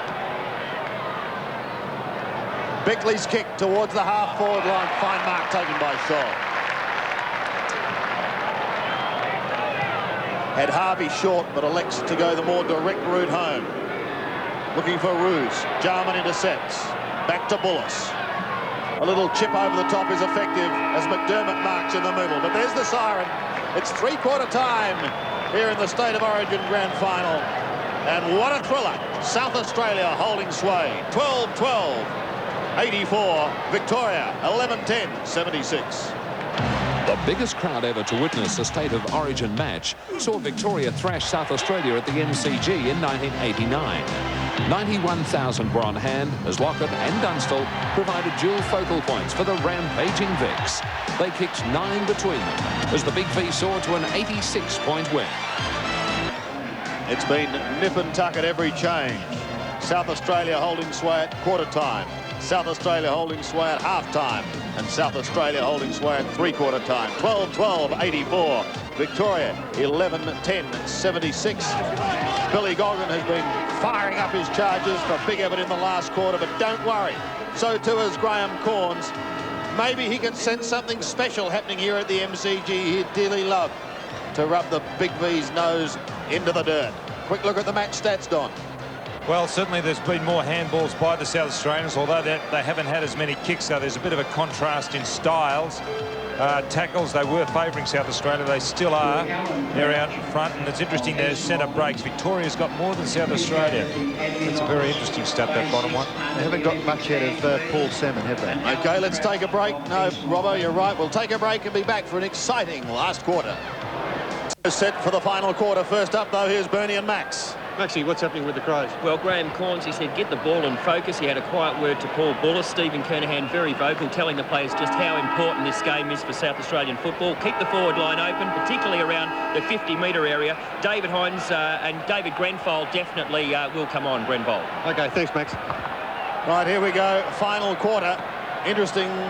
Modra on the bench. From the bounce. Victoria to their half-forward line through Williams. Ablett caught behind. Salmon is there. His hand pass. Well, somehow it finds Ablett. He chips towards goal. Hannah may shepherd it through. Yes. Gary Ablett kicks his fifth. He's just an absolute freak, Sir Sandy, that guy. It wasn't a convincing goal, was it? Ablett was behind. Look, Salmon really didn't get a hand on it, yet Victoria capitalised. I mean, luck's just not running the South Australians' way in that instance of play. Well, I think they're going to have to lift a certain percentage, the Victorians, if they're to pull their way out of this game. They got it out of the centre well on that occasion. Jarman's at full forward for South Australia too. David Hines in the ruck, been on interchange. He'll be a bit cold. Grenville on the ball as well. 18 centre breaks to 9. And here's another one coming up. Williams can't get clear. Grenville tackle, but away for Harvey. In turn for Scholl. And Scholl kicks directly towards goal. Ablett can't take the mark. He's pushed away by Ben Hart. Wanganeen under pressure, but he hand passes to Ben Hart. Hart in short. The mark is taken by Harvey. There's a Crossley turnover by Hart. A really vital now. 20 minutes left in this game. It's going to go straight down to the last few kicks. Robert Harvey. Very impressive stats. You can only put it up high, and that's Salmon in the square, so that's about... Salmon's on the lead. Get back in the square. Harvey kicks to the front of the square. And it's a Victorian mark to the captain. Roos is marked.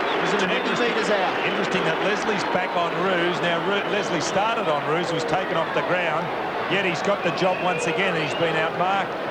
Very important kick. Early in the last quarter. This goal will put Victoria in front. Roos kicks a goal. 2 quick goals to Victoria. They lead by 4 points. Hines out of the centre. Leslie a quick kick towards Bradley and McGuan. Harvey like a steam train. Roos takes it from Steins down towards Ablett. It bounces off his shins to Hannah. Milhana's kick is high. It's coming back, but not enough. And a mark taken by Leslie in the back pocket. Although Ablett's kicked 5 goals, Ben Hart has not been disgraced. Ablett is more worried about Hart than what Hart is about Ablett. Leslie's kick back towards centre wing. Scholl takes it from Mark Harvey. It's very wide for Hannah. It bounces right on the line and stays in. Obst was interfered with. He'll take a free kick. What difference does it make? They forced the ball 40 metres forward anyway. Yeah. However, it's gone back. Can change direction. He's got McDermott if they want to change the direction. Obst. 16th possession for Andrew Obst. To centre wing. Steins, the spoiler from behind. Harvey applying good pressure to Tony Hall. And at the bottom is Nathan Burke. Robert Harvey's been fantastic, Sandy, for Victoria. Yes, he just runs all day, doesn't he? Steins. Oh, look at Jarman like lightning to McDermott. They want the next goal, South Australia. Oh, he's being Kernahan held. He was. Scott Russell. Sockers inside 50. Bradley and Hannah, the 2 Carlton boys. Bradley is legged. Craig Bradley will take a free kick. Well, Mellon Hannah could have made a better effort initially at that ball. And there's the legging. So Bradley has this kick to put South Australia in front.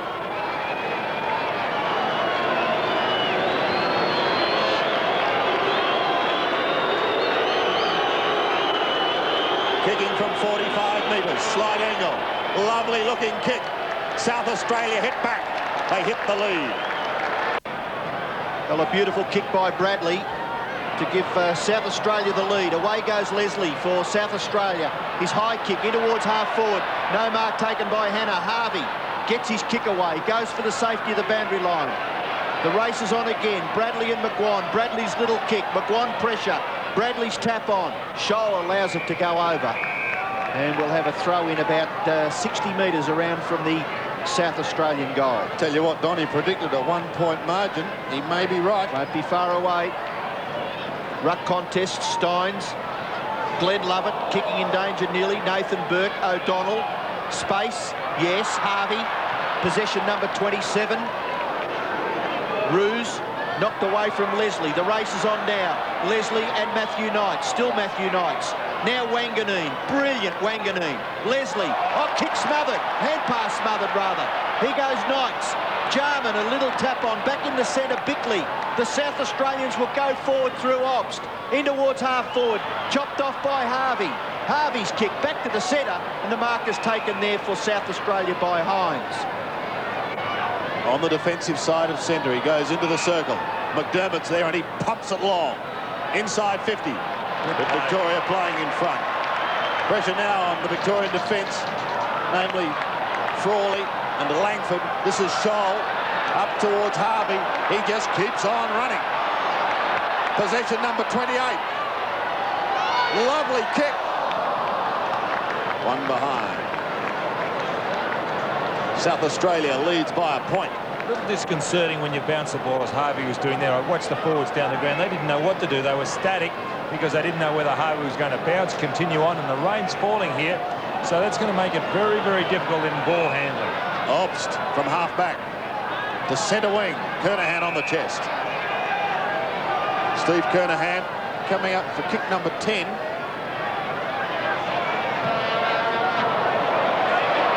O'Donnell. Another poor kick by Kernahan. Yes, I wonder just how right he is. O'Donnell, long and direct. Looking for his Essendon teammate in Salmon.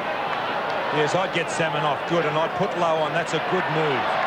Russell finds the half-forward line, but it's chopped off again by Hannah. Mill Hannah takes it from O'Donnell. Still, the rain comes down, but it's only drizzly rain. McKay lost it. Jarman hasn't. He again goes to the half-forward line. No one able to take a mark for South Australia. Scholl defends, tumbling a punt back over the middle. Picked up beautifully on the half volley by Wanganeen. He stabs it in towards half-forward. Now here's a chance for South Australia. McGuinness is just outside 50. He lets the left foot go. It's long. In towards full forward. Frawley on the last line of defence. Gets it across to Mark Harvey. He steadies. He finds the boundary line, but it's on the full. Well, that's the pressure that the South Australians are applying. Bickley. Again in towards full forward. At the back, Kernahan. But a whistle has sounded. It's a Victorian ball. So there's a clean attempt by, who was it, Grenville? Steins to Burke. Danger. Tony Hall intercepts. Can he kick a miraculous goal from there? He has done so in the past, but not this time. Stuart Lowe's up at full forward. Had a quiet night. Tony Hall, 6 kicks, 2 hand passes, but he's kicked 2 goals, which might be very important. Steins, look at his statistics. Short kick, mark is taken by his Melbourne teammate Glenn Lovett. Looking to break from the last line of defence, Victoria. Glenn Lovett forced to kick high. Out towards the wing. Good mark. Excellent mark by David Hines in front of Paul Ruse. Hines for South Australia will kick them back to within goal-scoring distance. Well inside that region. Mark Kernahan. Steins tripping just at the critical moment, allowing Kernahan to take that mark with no opposition. Look, Steins just tripping. And there's Kernahan taking the easiest of marks. Well, he was quick to fall flat on the ground there as though he was trying to guard that ankle. He jumped. And then very quickly fell to the ground as though he may be trying to protect the ankle that he didn't hurt last Saturday in a club game against Melbourne. And he has the chance now to kick a goal for South Australia. which would give them a 7-point advantage with 12 minutes left. Is he thinking about it too much? Well, maybe. Shot for goal by Kernahan. He's kicked it. South Australia gained the upper hand. Ooh, every picture tells a story. So said Rod Stewart. Ted is not a happy little camper at the moment, but there's plenty of time left. 14-12 plays 13-11 in a thriller. Harvey again, Robert Harvey. Towards Ablett, chasing his heart. Nathan Burke to do the shepherding work.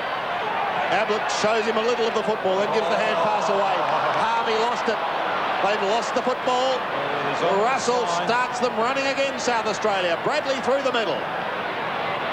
Just sneaks away from Scholl. Kicks him towards full forward. Was Kernahan held? No, said the umpire. Jarman is there. He's kicked one freak goal. He's going to go and try and do another. In towards Hall. 20 metres out from goal. Hall is there. Bradley's there. A hurried kick is high. A mark. No one able to take it. Langford applies the tackle on Jarman. Was he held? The whistle's been put away as Hannah takes Victoria away to Paul Roos. Up on centre wing, and the diving mark is taken by McKay. Oh, they're playing like possessed men, the South Australians. Short to Hines. In turn, Russell. Hand pass a little awkward, but gathered by Francis. Oh. He runs with the football, tries to get it for McGuinness. Eventually a free kick, and it's going back to Francis. He has been a little quiet tonight, Tony McGuinness. Been picked up by Gary O'Donnell. Maybe that's the reason. But the South Australians, those ominous signs are there. They're getting numbers of the ball, especially around midfield. And Francis, well tagged by Nathan Burke. Francis just 6 kicks. This one slews off the side of his boot in towards half forward. Taken by Williams, in turn Roos, then Scholl. Scholl finds some space for himself and then kicks it high out towards the wing. Back goes McKay, and he takes the mark on his chest. Centering kick for Leslie. That's Roos's man there. Roos is down the ground. McDermott's saying to him, just steady it down. Go long. He does. Kernahan's his target. Comes over the top of the pack. Russell charges forward. Still going, Scott Russell. He's got right through the pack. Sockers it on to Kernahan. Now McGuinness. Inside 50. Tony McGuinness pulls it round in towards goal. Oh, he's being held, surely. The umpire calls play on Don, and it's over the line. And Andrew Opp says, look at this, look at this. Exactly right, Andrew. I agree with you. We'll see this. Look at Hannah. He's got hold of the arm. Then goes for the ball. There's the throw in. Hall couldn't take it. Short little kick. Lands with Steins off to Harvey. McDermott to Hines. 52 metres out. Passes, and Craig Bradley marks inside 50. Oh, McDermott's had some very important possessions in this game. Craig Bradley has kicked 1 goal. That was earlier in this term. But if he gets one here... Modric coming on. Is that Grenville going off for South Australia? I think it is. Yep. If he goals here, it's going to make it very tough for Victoria. Craig Bradley from 50 metres. Well, the kick slews up the side of the boot. No one able to take a mark. Obst, smothered. Steins, Harvey says, excuse me, Mr. Lovett, and gives it to Hannah. Again, they run it out. Back to Lovett. So this followed it down, but no one's there. Hines, not paid. Ablett overruns it. So too Hines. McKay. Leslie does the shepherding. Illegally. Roos goes to ground. Leslie's lost it. Well, this is where South Australia are winning. They're winning the ball around midfield. They've got numbers around midfield. And this is the Victorian problem. Actually, Greg Williams is coming off and Robert Scott coming on. Gary Lyons got the kick. Crowd of 31,792 here tonight. Certainly getting their money's worth. In towards full forward. The long arms of Lowe. That's the man I would have had on. Well, he's been on, but Victoria just haven't been able to get the ball to him. Well, that's right. He's only just come on for Salmon, but, you know, he's got a proven pair of hands. He takes more marks than anybody in the competition, and Roos is going off for Victoria. Stuart Lowe lines up. already kicked one. It was in the first quarter.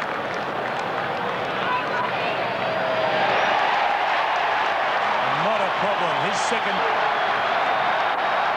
Well, Bernie, as well as getting wet, Sandy, you'd have to be worried about his $10, I would think. South Australia through Chris McDermott and Bradley have been great contributors all night. Force the ball up forward. Crawley attacks the football. Hall over to Modra. Modra kicks to the front of the goals. Back goes Hannah, and he runs away from Darren Jarman. He backs himself. By gee, that could be critical.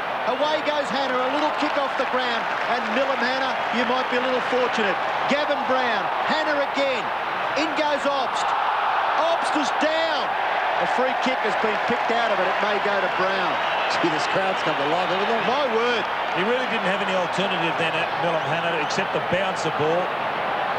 Brown kicks it forward towards the wing. A big punch from Leslie. In goes Rock, but Bickley takes it over. The centre wing. This rain a real problem. South Australia lead by 1 point, 14-12. 1 point, 14-11 Victoria. Steins, McGuan drag. Steins off the ground, gathers about 30 precious metres. Jarman nearly taken away by Rock, but it's forced over again. It's about probably 2.5 kicks from Victoria's goal. Andrew Jarman in the picture. Jimmy Steins, magnificent. 13 kicks, 16 hand passes, 18 hit-outs. Anybody's game here at the MCG. Steins was looking for McGuan. Now Brown under pressure. He loses it. The misty rain continues to fall. Francis at the bottom. Kernahan. Hurried kick up towards Hall.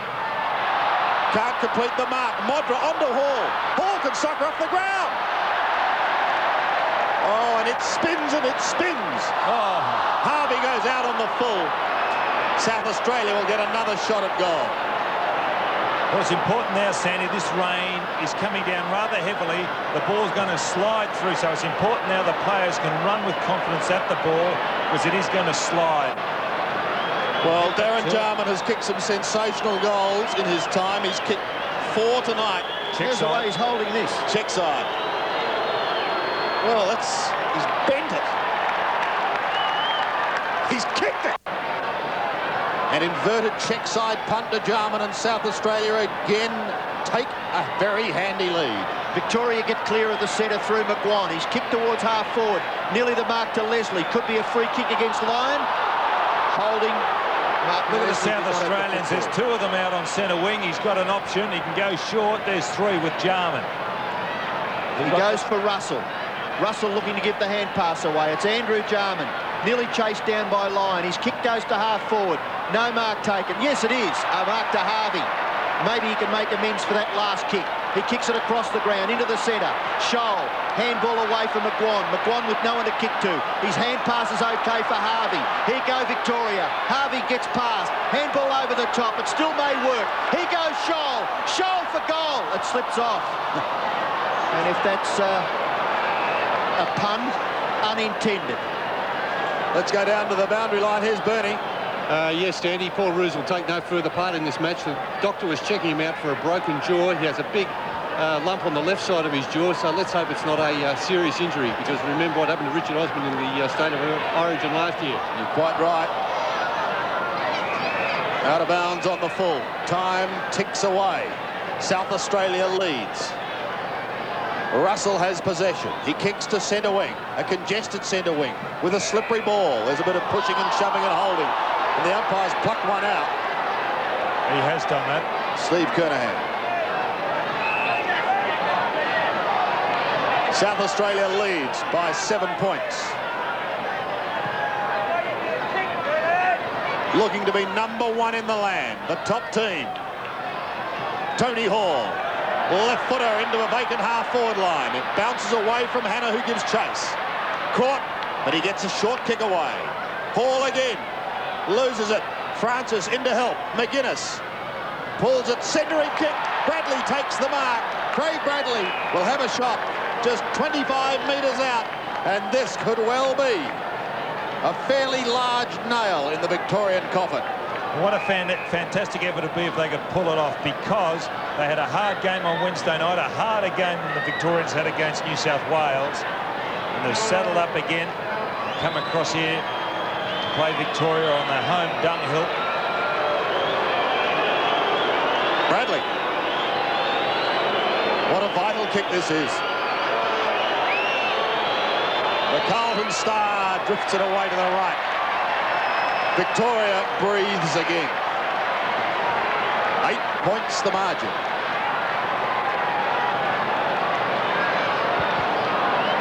Victoria players huddling at centre-half back. There's a break from Scott. Now the breaks are coming. They're going to have to take some risks. 4 minutes left. The kick into the centre, taken by McGuinness. His kick towards full forward, nearly taken by Jarman. Gathered well by Langford. He kicks clear towards the wing. Good smother by Scholl. He gathered it beautifully in the finish because that was very awkward with a wet ball. Langford's kick up towards the wing. Punched away by McKay. Gathered by Lyon. He's going to have to do something freakish. He does. He kicks it into the centre. McGuan can run right up to 50 metres. Goes for goal. Nicky McGuan. It's close. It's offline and through for just one behind. 1 goal, 3 to Mick McGuan. Teddy Whitten. What can the boys pull out of the hat? Ben Hart to kick it back in. Victoria playing man-on-man too for this kick in from Hart. He's had the job on Ablett. He goes short. Hines. Tucked in the back pocket. The rain continues. It's not heavy, it's persistent. Rock coming off for Victoria. Rock off. And coming on is Ross Smith. Ross started on the back line. Salmon, Williams also benched. Steins and Hines, the former Windsor. Brown loses it to Russell. Scott Russell. And the outer side is out of bounds. Darren Jarman has kicked 5 for South Australia. Steve Kernahan has booted 2, so too has Andrew Obst. They're their main contributors. Whilst for Victoria, Gary Ablett has kicked 5. And it's South Australia who leads by 7 points. Steins had front spot. He's also got a free kick. Victoria's got to get a wriggle on. Good umpiring. Steins goes short to Burke. Nathan Burke. 21st possession. Victoria inside 50. Oh, Lyon the flyer, but he couldn't complete the mark. Socket off the ground by Ablett. Down to full forward. McKay is there. No, it's a holding. And a free kick will go the way of South Australia. Well done, Wanganeen. He was at the bottom of the pack. He's a good player, Gavin Wanganeen. 25th possession for Gavin Wanganeen. Hart sneaking away from Ablett. South Australia just keen to hold it. They've got it on centre wing. Russell's kick finding Bradley. Well, what a critical stage to hand out 50 metres. And very ticky-touchy too. From defence, Craig Bradley is now going to put South Australia very, very deep into attack.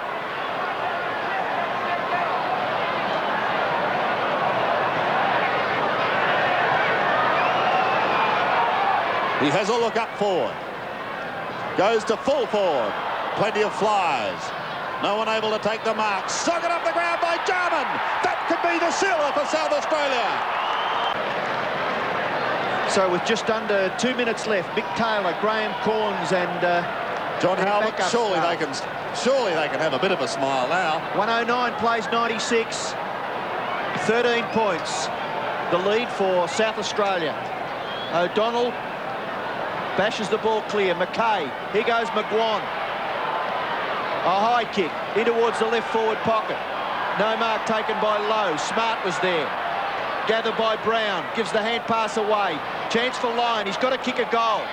He can't. He kicks it to the goal square. Oh, it's off Ross Smith's hands and through for a rush behind to Victoria. 1 minute 32 left. 12 points the difference. Surely South Australia must win this game. Persistent rain falling over the MCG. And Ben Hart comes to the members' side. Marking contest. Brown punches it away. Scholl can't do much with the football. So a boundary throw in just inside the 50-metre line for Victoria. Billy Goggin. Ruck work. Lyon leaves it behind. In there is McDermott for South Australia. And it's locked in. Still within goal-scoring distance. Graham Corns has come out of the box with Mick Taylor. Well, they may feel that they can hang on, but if they can get a goal, Victoria, and take it back to the centre, anything can happen. Scott Russell goes for the boundary line. Well, I don't think they will be, Ian. Wouldn't like a wager, Robbo. No, I wouldn't, but it is possible. It's the way they should be doing it, South Australia, going to the boundary on each occasion. 97 plays 109. Scholl on centre wing. Russell leaves it. Francis still working hard. Eventually it comes out. McGuinness pumps a left footer over centre wing. Gains probably 35 metres and sees it safely over the line. Cornsey can smile. How about this, boys, he says. Big achievement by South Australia.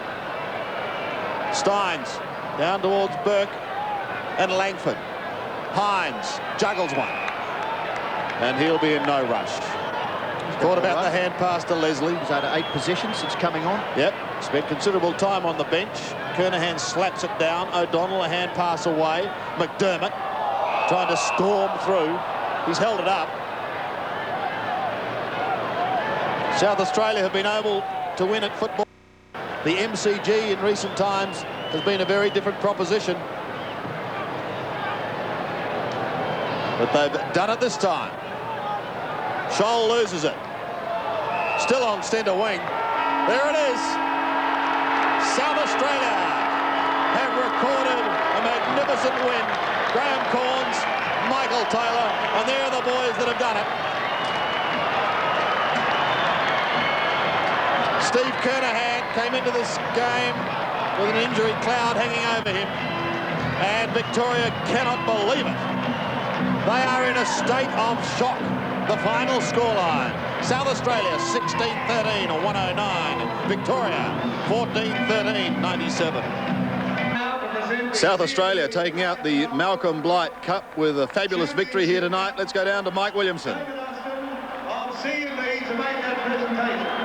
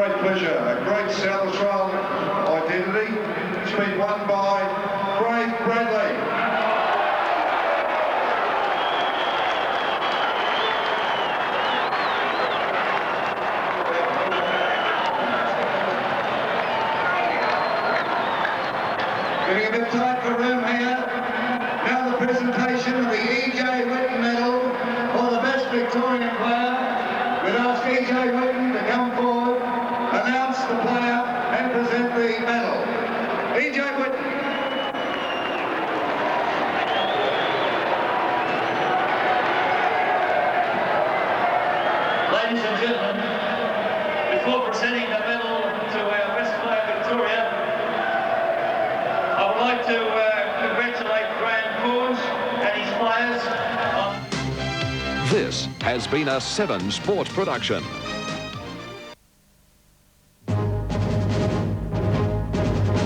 Tonight, South Australia in a thrilling win over the Big V after a bone-crunching battle. Well, as you've just seen, South Australia's recorded a sensational win in the State of Origin Grand Final against Victoria, and can now lay claim to being the best football state in the nation. In front of a disappointing yet vocal crowd at the MCG, the Crow Eaters and the Big V staged a seesawing battle that saw the lead continually change hands. But a brilliant final quarter saw SA home by 12 points. It had all the trappings of a grand final. Music, balloons, even a parade of past champions. But no crowd. Unfortunately, the MCG was less than half full. South Australia's greatest fear would have been that Victoria would jump it early. It didn't happen. The first goal helped settle nerves and our backline held firm. Paul Bullis started on Stuart Lowe. Ben Hart stuck with Gary Ablett. God performing his usual miracle. He's in front. He's picked it up now. Slung as he gets his kick, but it won't worry the champion. But he wasn't alone. The Big V started to take control. Then the Crow Eaters surged back. Darren Jarman, what a kick! It's a goal! Our running players found space and cut the home side to pieces. SA by 5 points at quarter time. Ablett gave Victoria a dream start to the second term, but the Crow Eaters held firm. Graham Corns released Andrew Obbs from the bench with devastating results. South Australia holding the aces at the moment. Obbs inside 50, he tears towards goal and he's popped through another one. Paul Salmon was dragged as the visitors stretched the lead to 16 points, but the Vics hit back late in the term to trail by just 5 at half-time. Victoria started the third term strongly, Ablett proving to be a menace up forward, but the name Jarman haunted the Big V. So Jarman hammers it away from centre-half back. Goes towards his brother, who's got a chance. It sits beautifully. Jarman from 25 metres will pop it through. Darren giving SA a handy 8-point break at the last change. Victoria grabbed the lead early in the last term, but the Crow Eaters fought back, determined to avenge the humiliation of their last visit to the MCG in 1989. In a nail-biting term, it took a mistake and a piece of Jarman magic to give SA its first win over the Big V on their home turf since 1963. Paul Childs, 7 Nightly News. Fantastic stuff. Thanks, sir. If you haven't heard by now, you must have been on Mars. South Australia kicked the Big V off the MCG. Fantastic stuff. Great win. Good night, everyone. Good night, everyone.